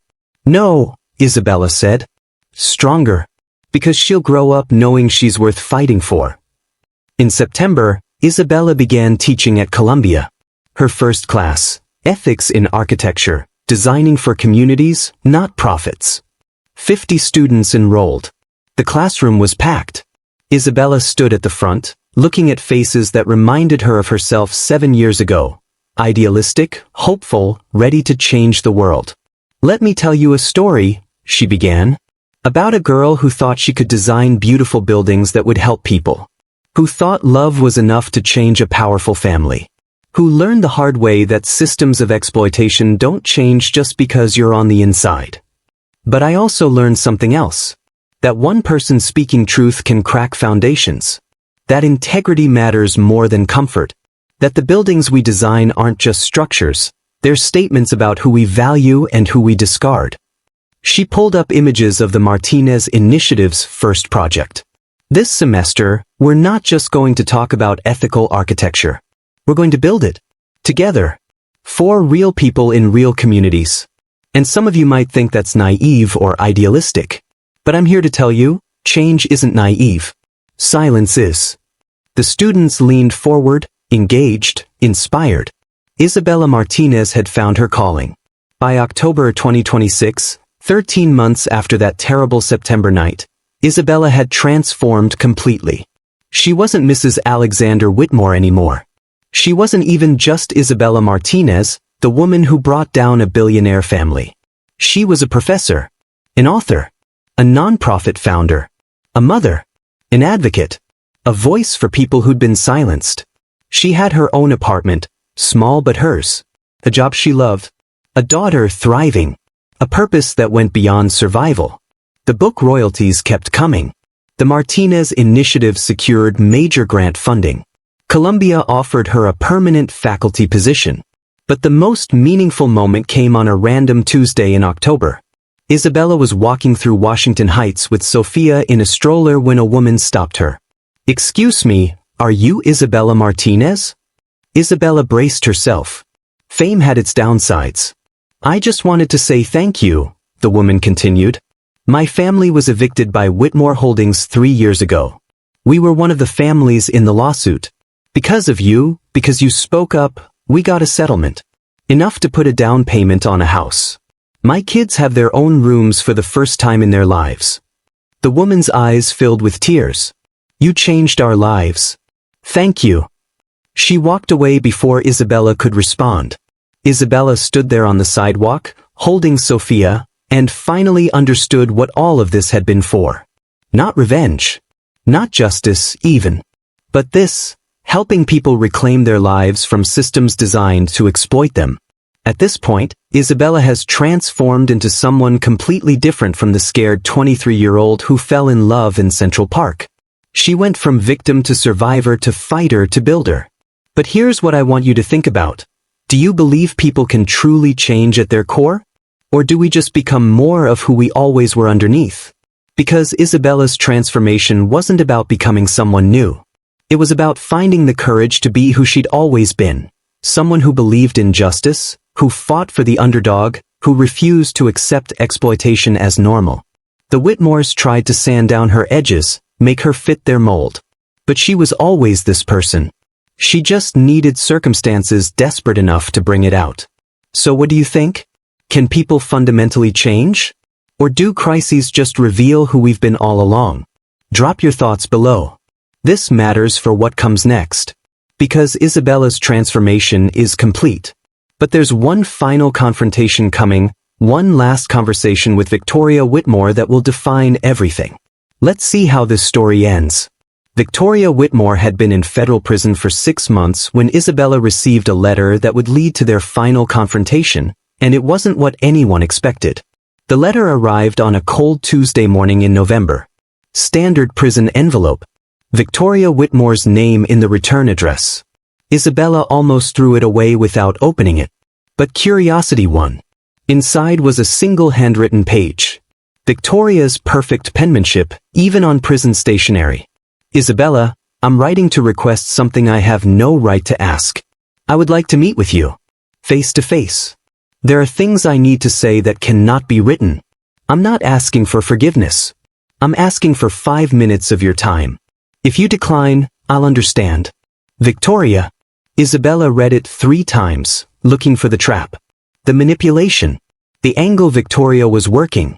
She called Jennifer Chin. This feels like a setup. Probably, Jennifer agreed. Victoria's up for a parole hearing in 3 years. She might be building a narrative of remorse. Trying to get you on record saying she's changed. So I shouldn't go. I didn't say that. Jennifer paused. I said it's probably what she's doing. But maybe you need this meeting as much as she does. Maybe you need to look her in the eye one last time and know for certain who won.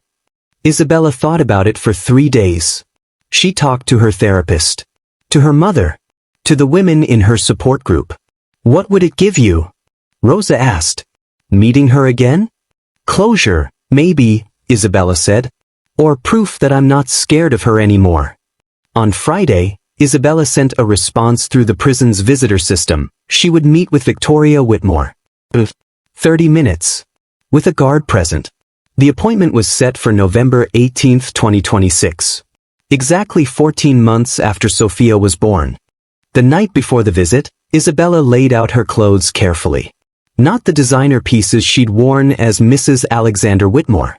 Not the cheap clothes she'd worn when she had nothing. But something in between. A simple blazer from Macy's, well-fitted jeans, comfortable boots. Clothes that said, I'm doing fine without your world. She practiced what she'd say. How she'd react. But she knew Victoria would try to throw her off balance. That was Victoria's specialty, finding the weak spot and pressing until something broke. Mama, am I doing the right thing? Isabella asked Rosa that night. There's no right thing, Mija. There's just what you need to do for yourself.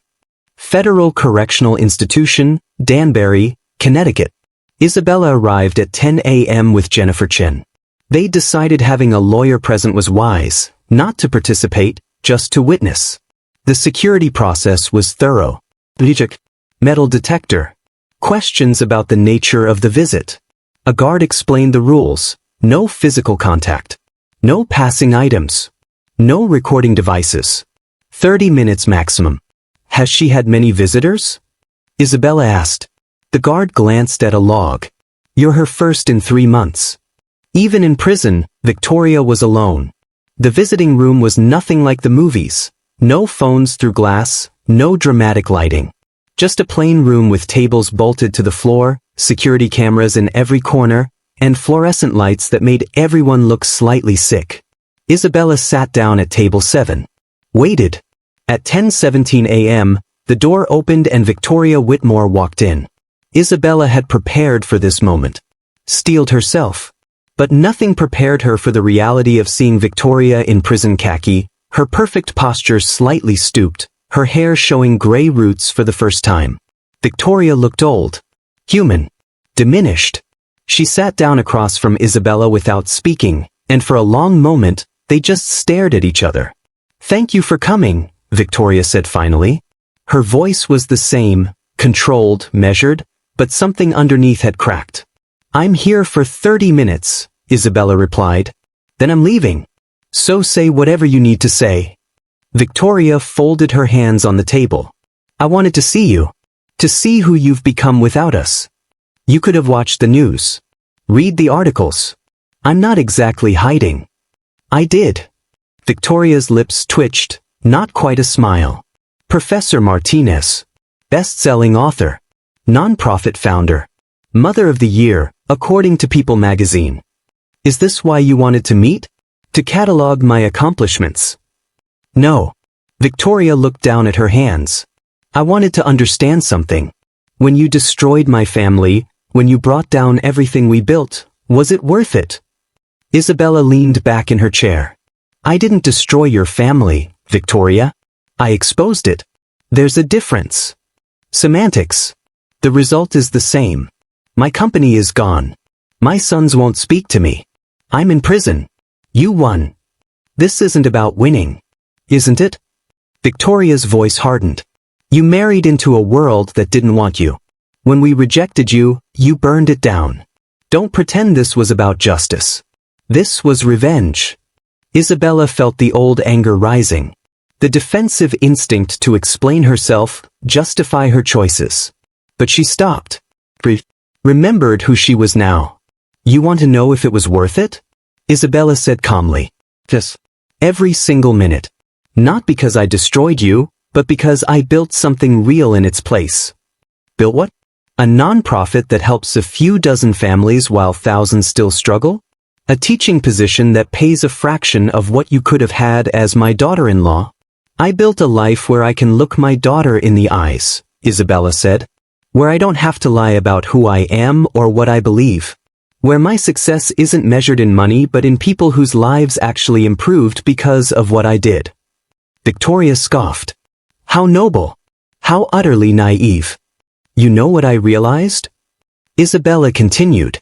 You're not here because you want to apologize or make amends.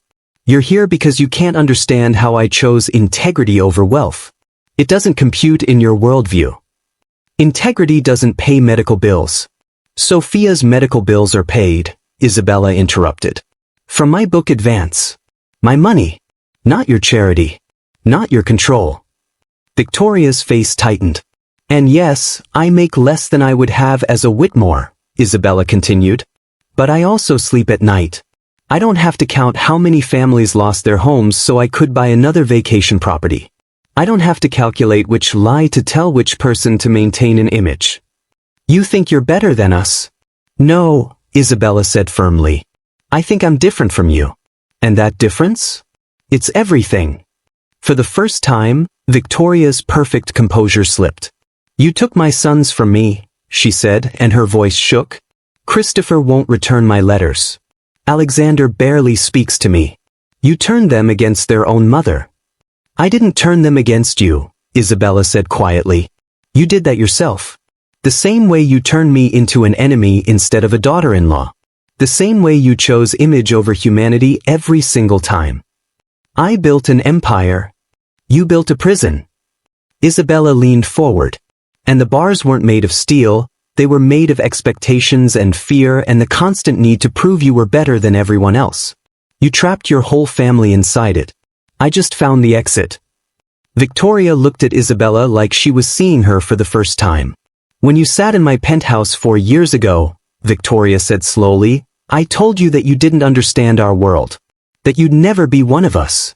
You were right, Isabella agreed. I never was one of you. And thank God for that. Victoria was quiet for a long moment. When she spoke again, her voice was different. Tired. Almost honest. Do you know what I envy most about you? She asked. I can't imagine. You're free. Victoria looked around the visiting room. I'm in prison, yes. But I've been in prison my whole life. Locked in by expectations. By the need to be perfect. By the belief that power was the only thing that mattered. She looked back at Isabella. You escaped. Not just from our family, but from the need to prove anything to anyone. You found something I never had. What's that? Peace. Isabella hadn't expected this. Hadn't expected Victoria to be human. You could have had peace too, Isabella said. If you just let people be who they were. If you'd chosen love over control. I don't know how to do that. Victoria's admission was barely a whisper. I never learned. My mother taught me that the world was a battlefield. That you either won or you were trampled. I taught my sons the same thing. And now. She gestured at the room around them. Now I'm here. And they're free. And you're the one who freed them. Isabella studied the woman across from her. The woman who'd made her life hell. Who'd tried to take her daughter. Who'd embodied everything wrong with unchecked power and privilege. He felt, not forgiveness exactly, but something close to understanding. Victoria, Isabella said carefully, I didn't come here expecting you to apologize or explain yourself. All the pain. And? Victoria asked. And I feel nothing. Isabella said it with wonder. No rage. No fear. No need for you to suffer more than you already are. You're just a person who made terrible choices. And you're living with those consequences. Is that supposed to make me feel better? It's supposed to be the truth. Isabella stood up. I'm going to go now. Back to my life. My daughter. My work. Things that actually matter. Isabella. Victoria stopped her. For what it's worth. Sophia is lucky to have you as a mother. Isabella looked back. I know. Isabella walked out of that prison at 10:44 a.m., 14 minutes short of the 30-minute limit. Jennifer Chen was waiting in the lobby. How do you feel? Lighter, Isabella said. Like I just put down something I didn't realize I was still carrying. They drove back to Manhattan in silence. Isabella watched the Connecticut landscape give way to New York suburbs, then the city skyline coming into view. She thought about Victoria sitting in that visiting room. About the empire that had crumbled. About the family that had fractured beyond repair. And she thought about Sophia, waiting at home with Rosa, probably covered in mashed banana and laughing at something only babies find hilarious. That night, Isabella wrote in her journal, I saw Victoria today. The woman who tried to destroy me. The woman I thought I'd hate forever. And I felt nothing. No triumph. No gloating. Just a kind of sad understanding that she built a prison for herself long before any judge sentenced her. The real victory wasn't seeing her behind bars. It was walking out of that facility and knowing I have a life worth returning to. A daughter who will never doubt her worth. A career built on helping people instead of exploiting them. A community that actually values me. Victoria gave me money, status, access to a world most people never see. But she couldn't give me the things that actually matter. Respect, autonomy, love without conditions. I don't need her to acknowledge that anymore. I don't need her to apologize or change or see the error of her ways. Because my life, my real life, has nothing to do with her. Word got out that Isabella had visited Victoria. The press had a field day. Isabella Martinez confronts imprisoned mother-in-law. The meeting that shocked everyone. What really happened behind prison walls? Reporters camped outside Isabella's apartment building. Called her phone. Sent emails requesting interviews. Isabella declined them all. Some moments weren't for public consumption.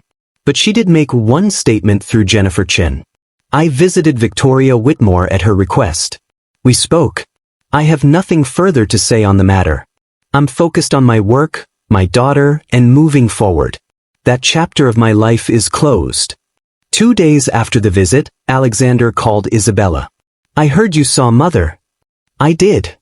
How was she? Isabella considered the question. Human. Diminished.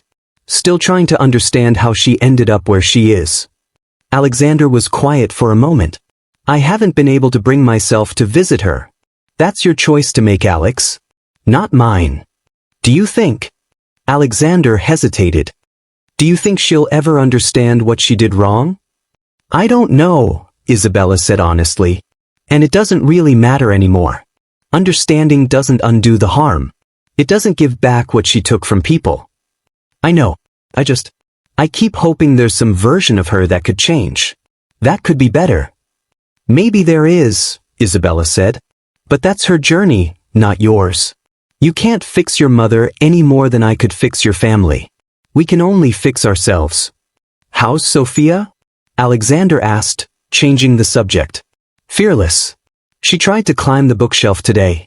Gave your mother a heart attack. Alexander laughed. She's definitely your daughter. She's both of ours, Isabella corrected gently. And she's lucky to have a father who shows up. I'm trying. I know. And it matters. While the media obsessed over the prison visit, something bigger was happening. The Martinez Initiative's first building broke ground in December 2026. 20 affordable units in Washington Heights, designed by Isabella and her students, funded by a combination of grants and book proceeds. The groundbreaking ceremony was packed. City officials, Columbia faculty, the families who would live there, press from every major outlet. Isabella stood at the podium with 1-year-old Sophia on her hip. "A year ago, I was fighting for custody of my daughter in a courtroom," Isabella began. "Fighting to prove that being poor doesn't make you a bad parent. That choosing integrity over money doesn't make you unstable. Today, we're breaking ground on housing that proves affordable doesn't have to mean ugly. That communities deserve beauty and dignity.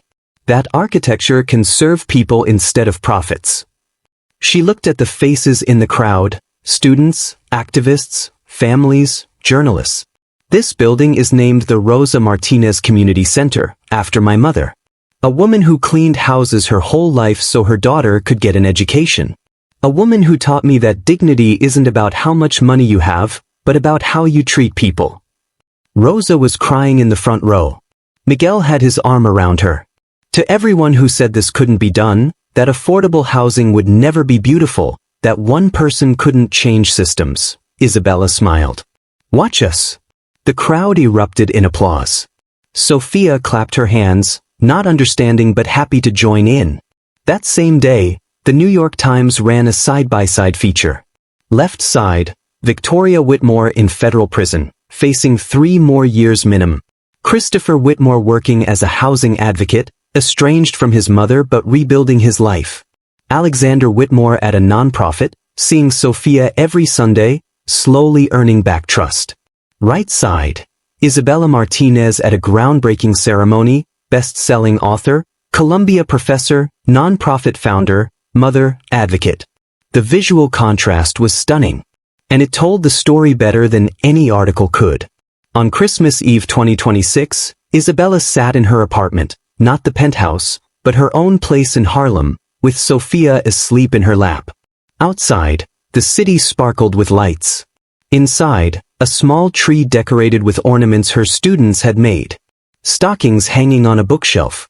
Simple, but there's... Her phone buzzed. A text from Diana Torres.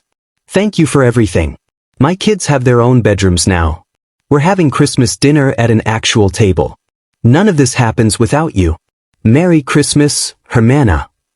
Isabella looked at the message for a long time. Thought about Victoria sitting in a prison cell on Christmas. About the empire that had crumbled. About justice and revenge and the difference between them. She'd won. But not because Victoria lost. She'd won because she'd built something that mattered. Something that helped people. Something that would outlast headlines and controversies. Sophia stirred in her sleep. Made a small sound. Settled back against Isabella's chest. And Isabella realized, this was the confrontation's real ending. Not in a prison visiting room. Not in dramatic dialogue or revelations. But here. In a warm apartment with her daughter. Surrounded by proof that choosing integrity over comfort had been worth it. Victoria was right about one thing. Isabella had escaped. But she hadn't just escaped the Whitmore family. She'd escaped the belief that power mattered more than people.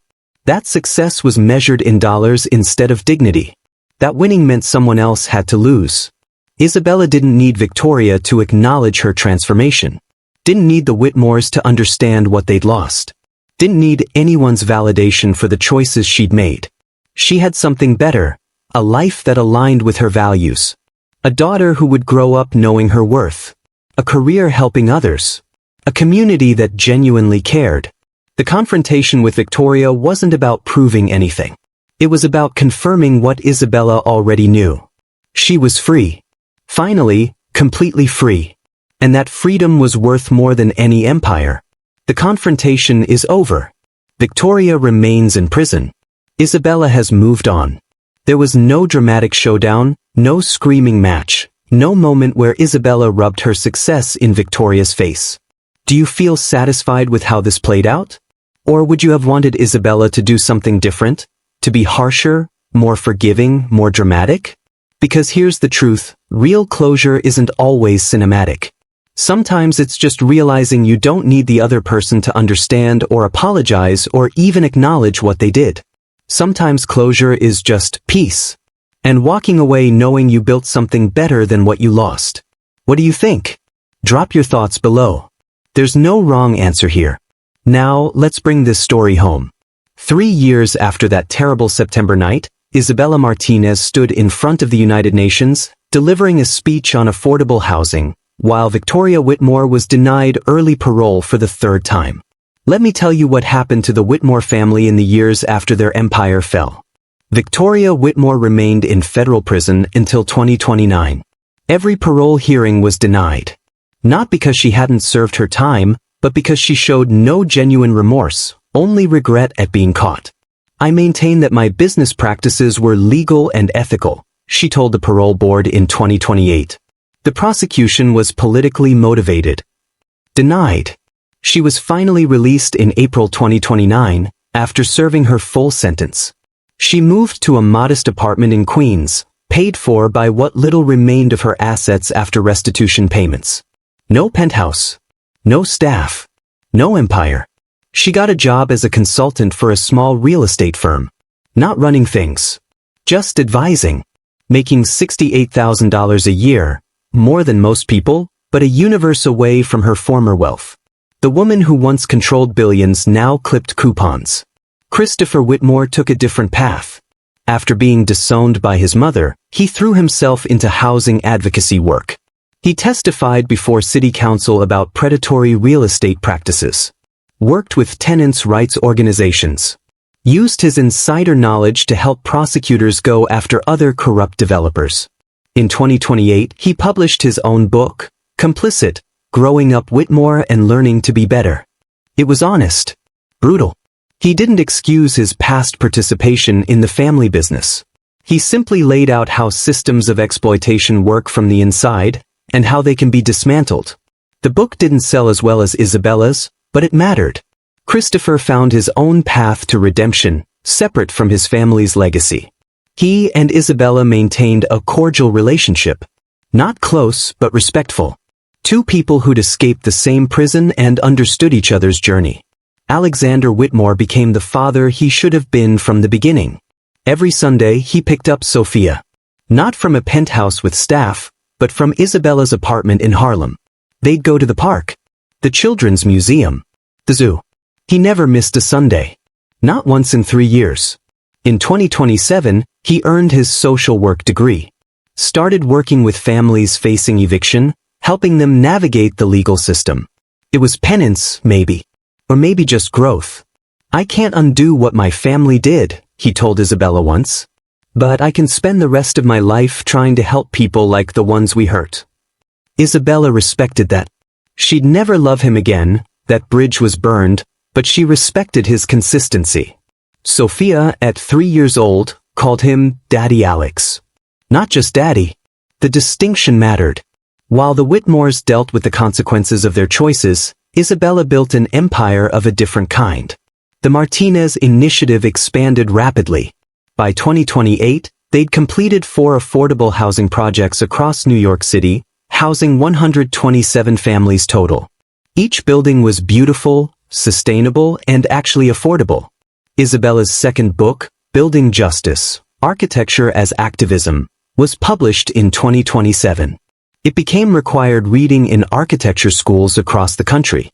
Columbia offered her tenure. At 30, she became one of the youngest tenured professors in the School of Architecture's history. Her classes were always oversubscribed. Students waited semesters to get into Martinez's ethical design course. In September 2028, 4 years after Sophia was born, Isabella received the MacArthur Genius Grant. $625,000 over 5 years, no strings attached. Recognition for her work transforming how we think about affordable housing and architecture as a tool for social justice. The ceremony was at the New York Public Library, packed with press, academics, activists, and families whose lives had been changed by Isabella's work. Rosa and Miguel sat in the front row, both crying. Their daughter, the girl who'd grown up in a 3-bedroom apartment in Washington Heights, was being honored as one of the most innovative thinkers in America.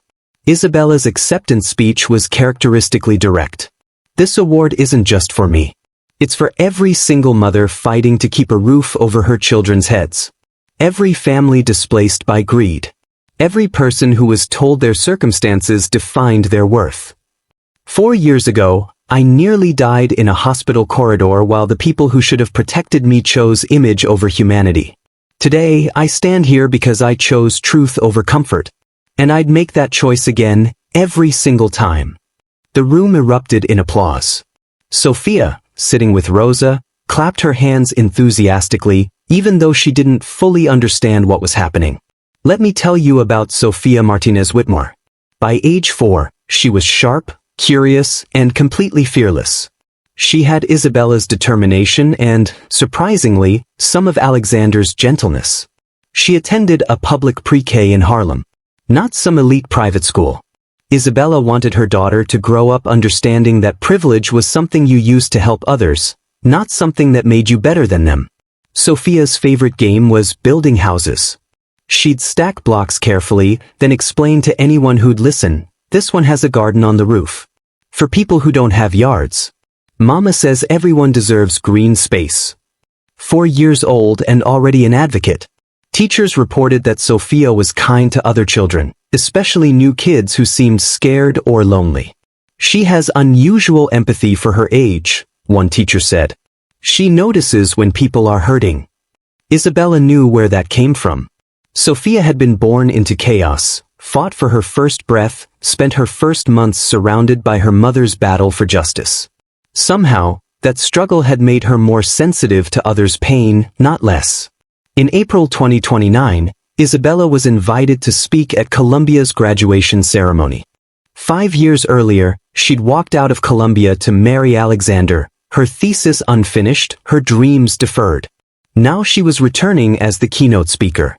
She stood at that podium in front of 10,000 people and told her story. Not the sanitized version. The real one.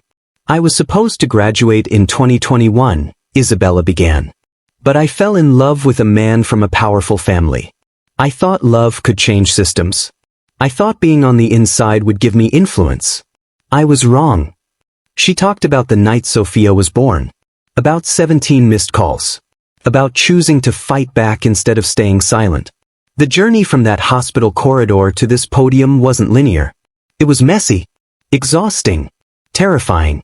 There were nights I didn't think I'd make it. Mornings I wanted to give up. But here's what I learned. Your circumstances don't define your worth. Your bank account doesn't measure your impact. And choosing integrity over comfort is the most powerful thing you can do, even when it costs you everything. She looked out at the graduates. Some of you come from wealth. Some from poverty. Some from everywhere in between. But all of you have the same choice. Will you use your education to exploit or to elevate? To extract or to empower? To protect systems of oppression or dismantle them? Choose carefully. Because that choice defines everything. The ovation lasted 4 minutes. In the crowd, Victoria Whitmore, recently released from prison, watched from the back row. She'd come because Christopher had told her Isabella was speaking. She sat alone, unnoticed, watching the woman she'd tried to destroy receive a standing ovation from the institution they both valued. Isabella never knew she was there. And Victoria left before anyone recognized her. That night, after the ceremony, Isabella sat in her apartment with Sophia asleep in the next room. She pulled out her old journals from those early days after Sophia was born. Read entries about fear and exhaustion and wondering if she'd made a terrible mistake. Then she looked around her apartment. At the framed photos of the Martinez Initiative buildings.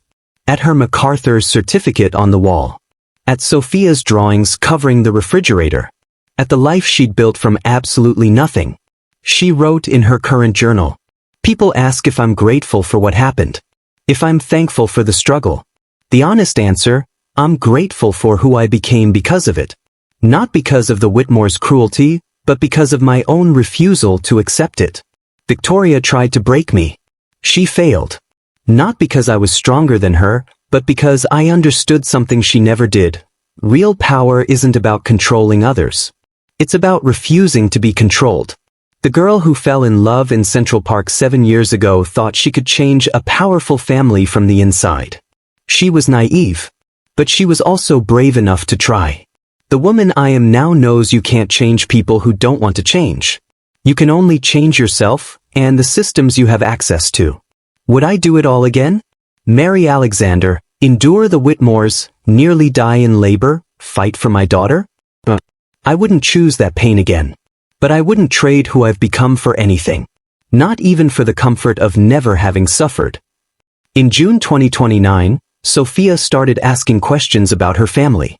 Why don't I have a grandma like other kids? She asked one day. Isabella had prepared for this moment.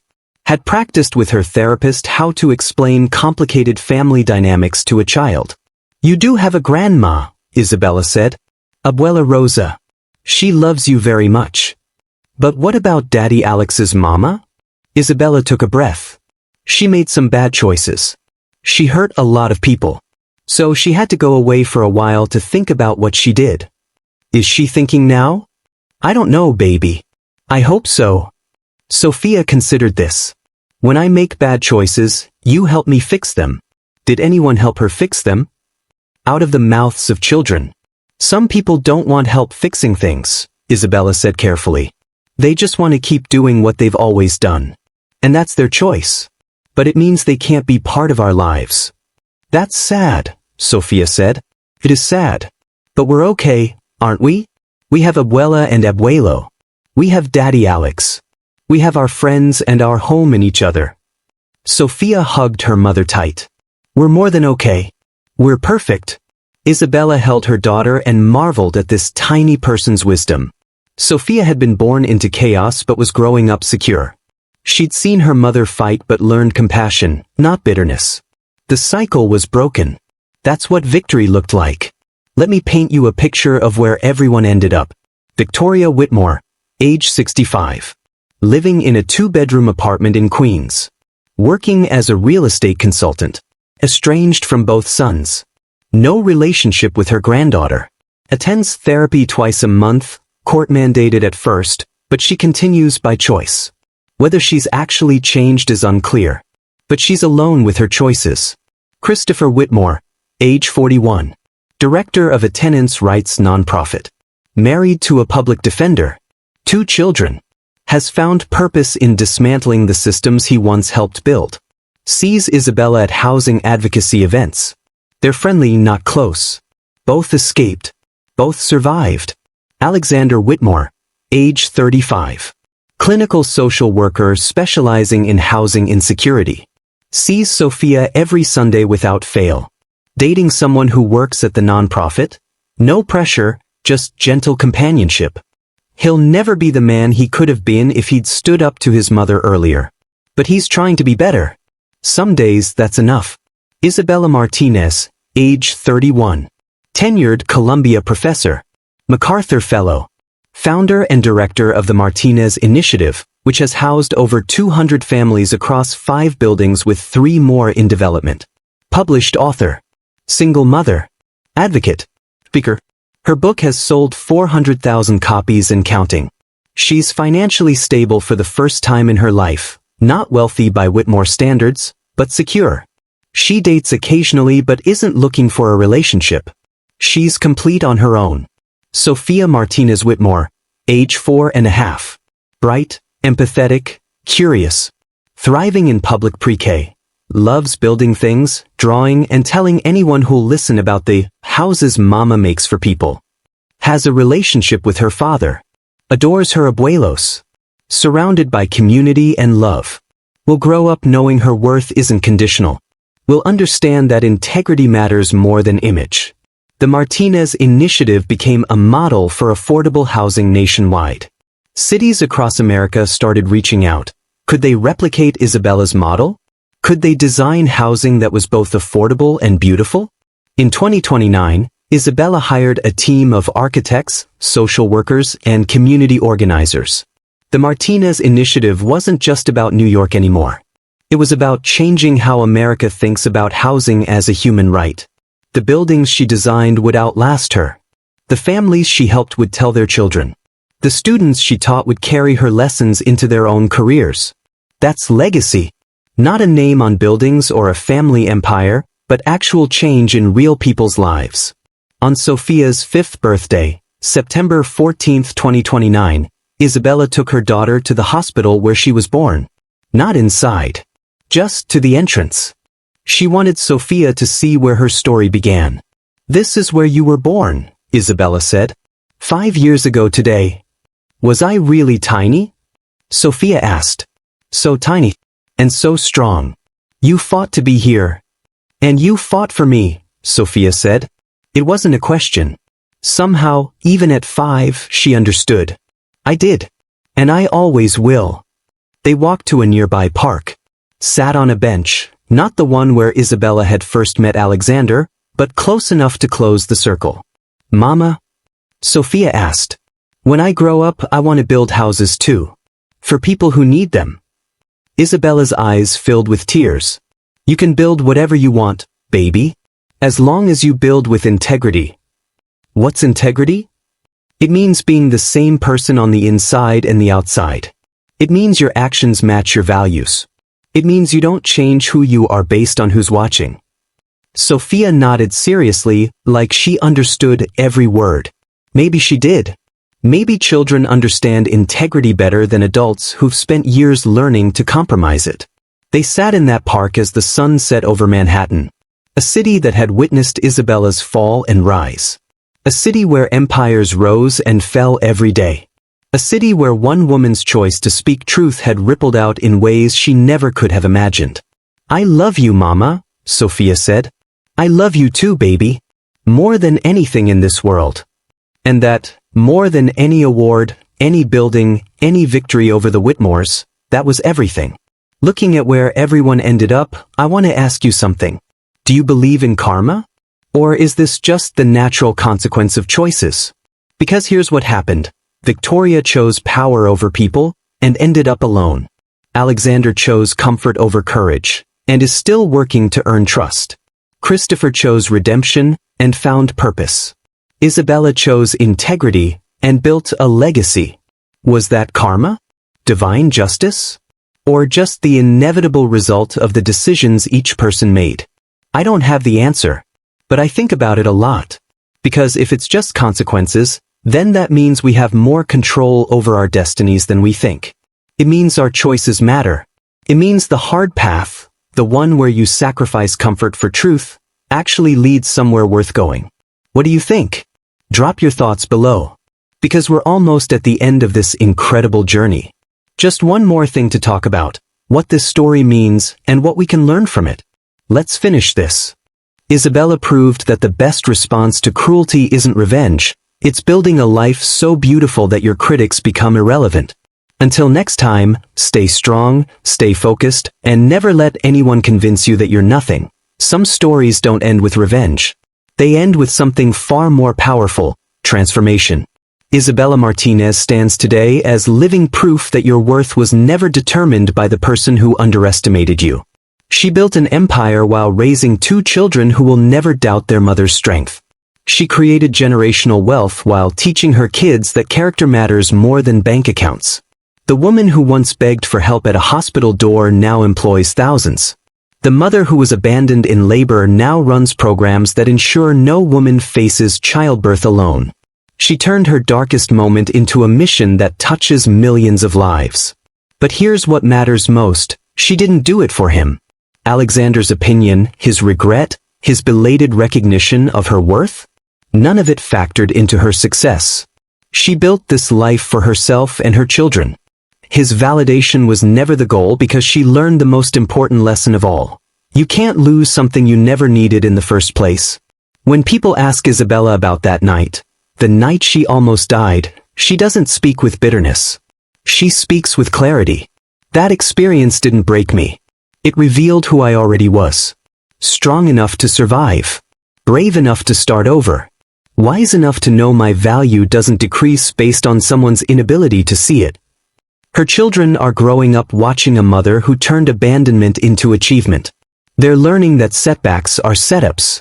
That character is built in crisis. That loving yourself isn't selfish, it's survival. Maya and Lucas will inherit more than wealth. They'll inherit resilience. They'll know that your darkest hour can become your finest chapter if you refuse to let it define you. As for Alexander, Isabella rarely thinks about him anymore. His empire crumbled under the weight of his own choices while hers grew from the foundation of integrity. His name became a cautionary tale while hers became an inspiration. The universe didn't punish him. He punished himself by throwing away something priceless. I don't celebrate his downfall, Isabella says. I'm too busy celebrating my rise. That's the difference between revenge and justice.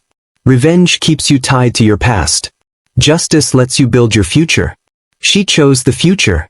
Isabella's advice to anyone facing their own moment of abandonment is simple but profound. Your value exists whether or not someone else recognizes it. Build anyway. Love yourself anyway. Rise anyway. The people who bet against you will become footnotes in a story where you're the hero. She proved that excellence is the best response to doubt. That success tastes sweeter when you earn it on your own terms.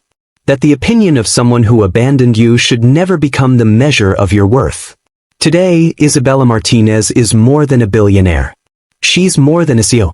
She's a mother who taught her children that dignity isn't given, it's claimed. She's a woman who showed the world that being left behind sometimes means being set free. The legacy she's building isn't about money. It's about proving that your lowest moment doesn't define your highest potential. It's about teaching her children that character triumphs over circumstances every single time. Some people spend their lives seeking approval from those who hurt them. Isabella spent hers becoming someone she was proud to be. That's not just success, that's freedom. The girl who walked into that hospital alone walked out a warrior. The woman who rebuilt her life from nothing became unstoppable. And the mother who promised her children they would never feel abandoned kept every single promise. Alexander's biggest mistake wasn't leaving. It was thinking she couldn't thrive without him. She didn't just survive, she soared. And in doing so, she taught us all that sometimes the best revenge is no revenge at all. It's simply becoming so genuinely happy that their opinion becomes irrelevant. Isabella Martinez didn't just win. She transcended the entire game. And that's a legacy worth more than any fortune. The most powerful ending isn't about getting even. It's about getting free. Isabella's story reminds us that true success means building a life so fulfilling that the people who doubted you become distant memories, not driving forces. S is what happens when someone bets against the wrong person. Isabella Martinez walked into a hospital in labor, abandoned by the man who promised forever. She walked out a mother of two and the architect of her own destiny. Between those two moments, a transformation that redefined what's possible when you refuse to stay broken. She went from begging for help to building a billion-dollar empire. From being discarded like trash to becoming irreplaceable to thousands. From crying alone in a hospital room to raising children who will never doubt their worth. But this story isn't really about Isabella. It's about you. It's about every person who's been told they're not enough. Every dreamer dismissed as delusional. Every fighter who got knocked down and had to decide whether to stay there or stand up swinging. Isabella's journey proves something critical. Your value doesn't fluctuate based on who's watching. Your potential doesn't decrease because someone was too blind to see it. Your future isn't determined by your worst day. It's shaped by what you do after that day breaks you. Alexander thought abandoning her was an ending. He didn't realize he was handing her the freedom to become unstoppable. His cruelty became her catalyst. His absence became her advantage. That's the twist nobody sees coming. Sometimes the people who hurt you are actually setting you free.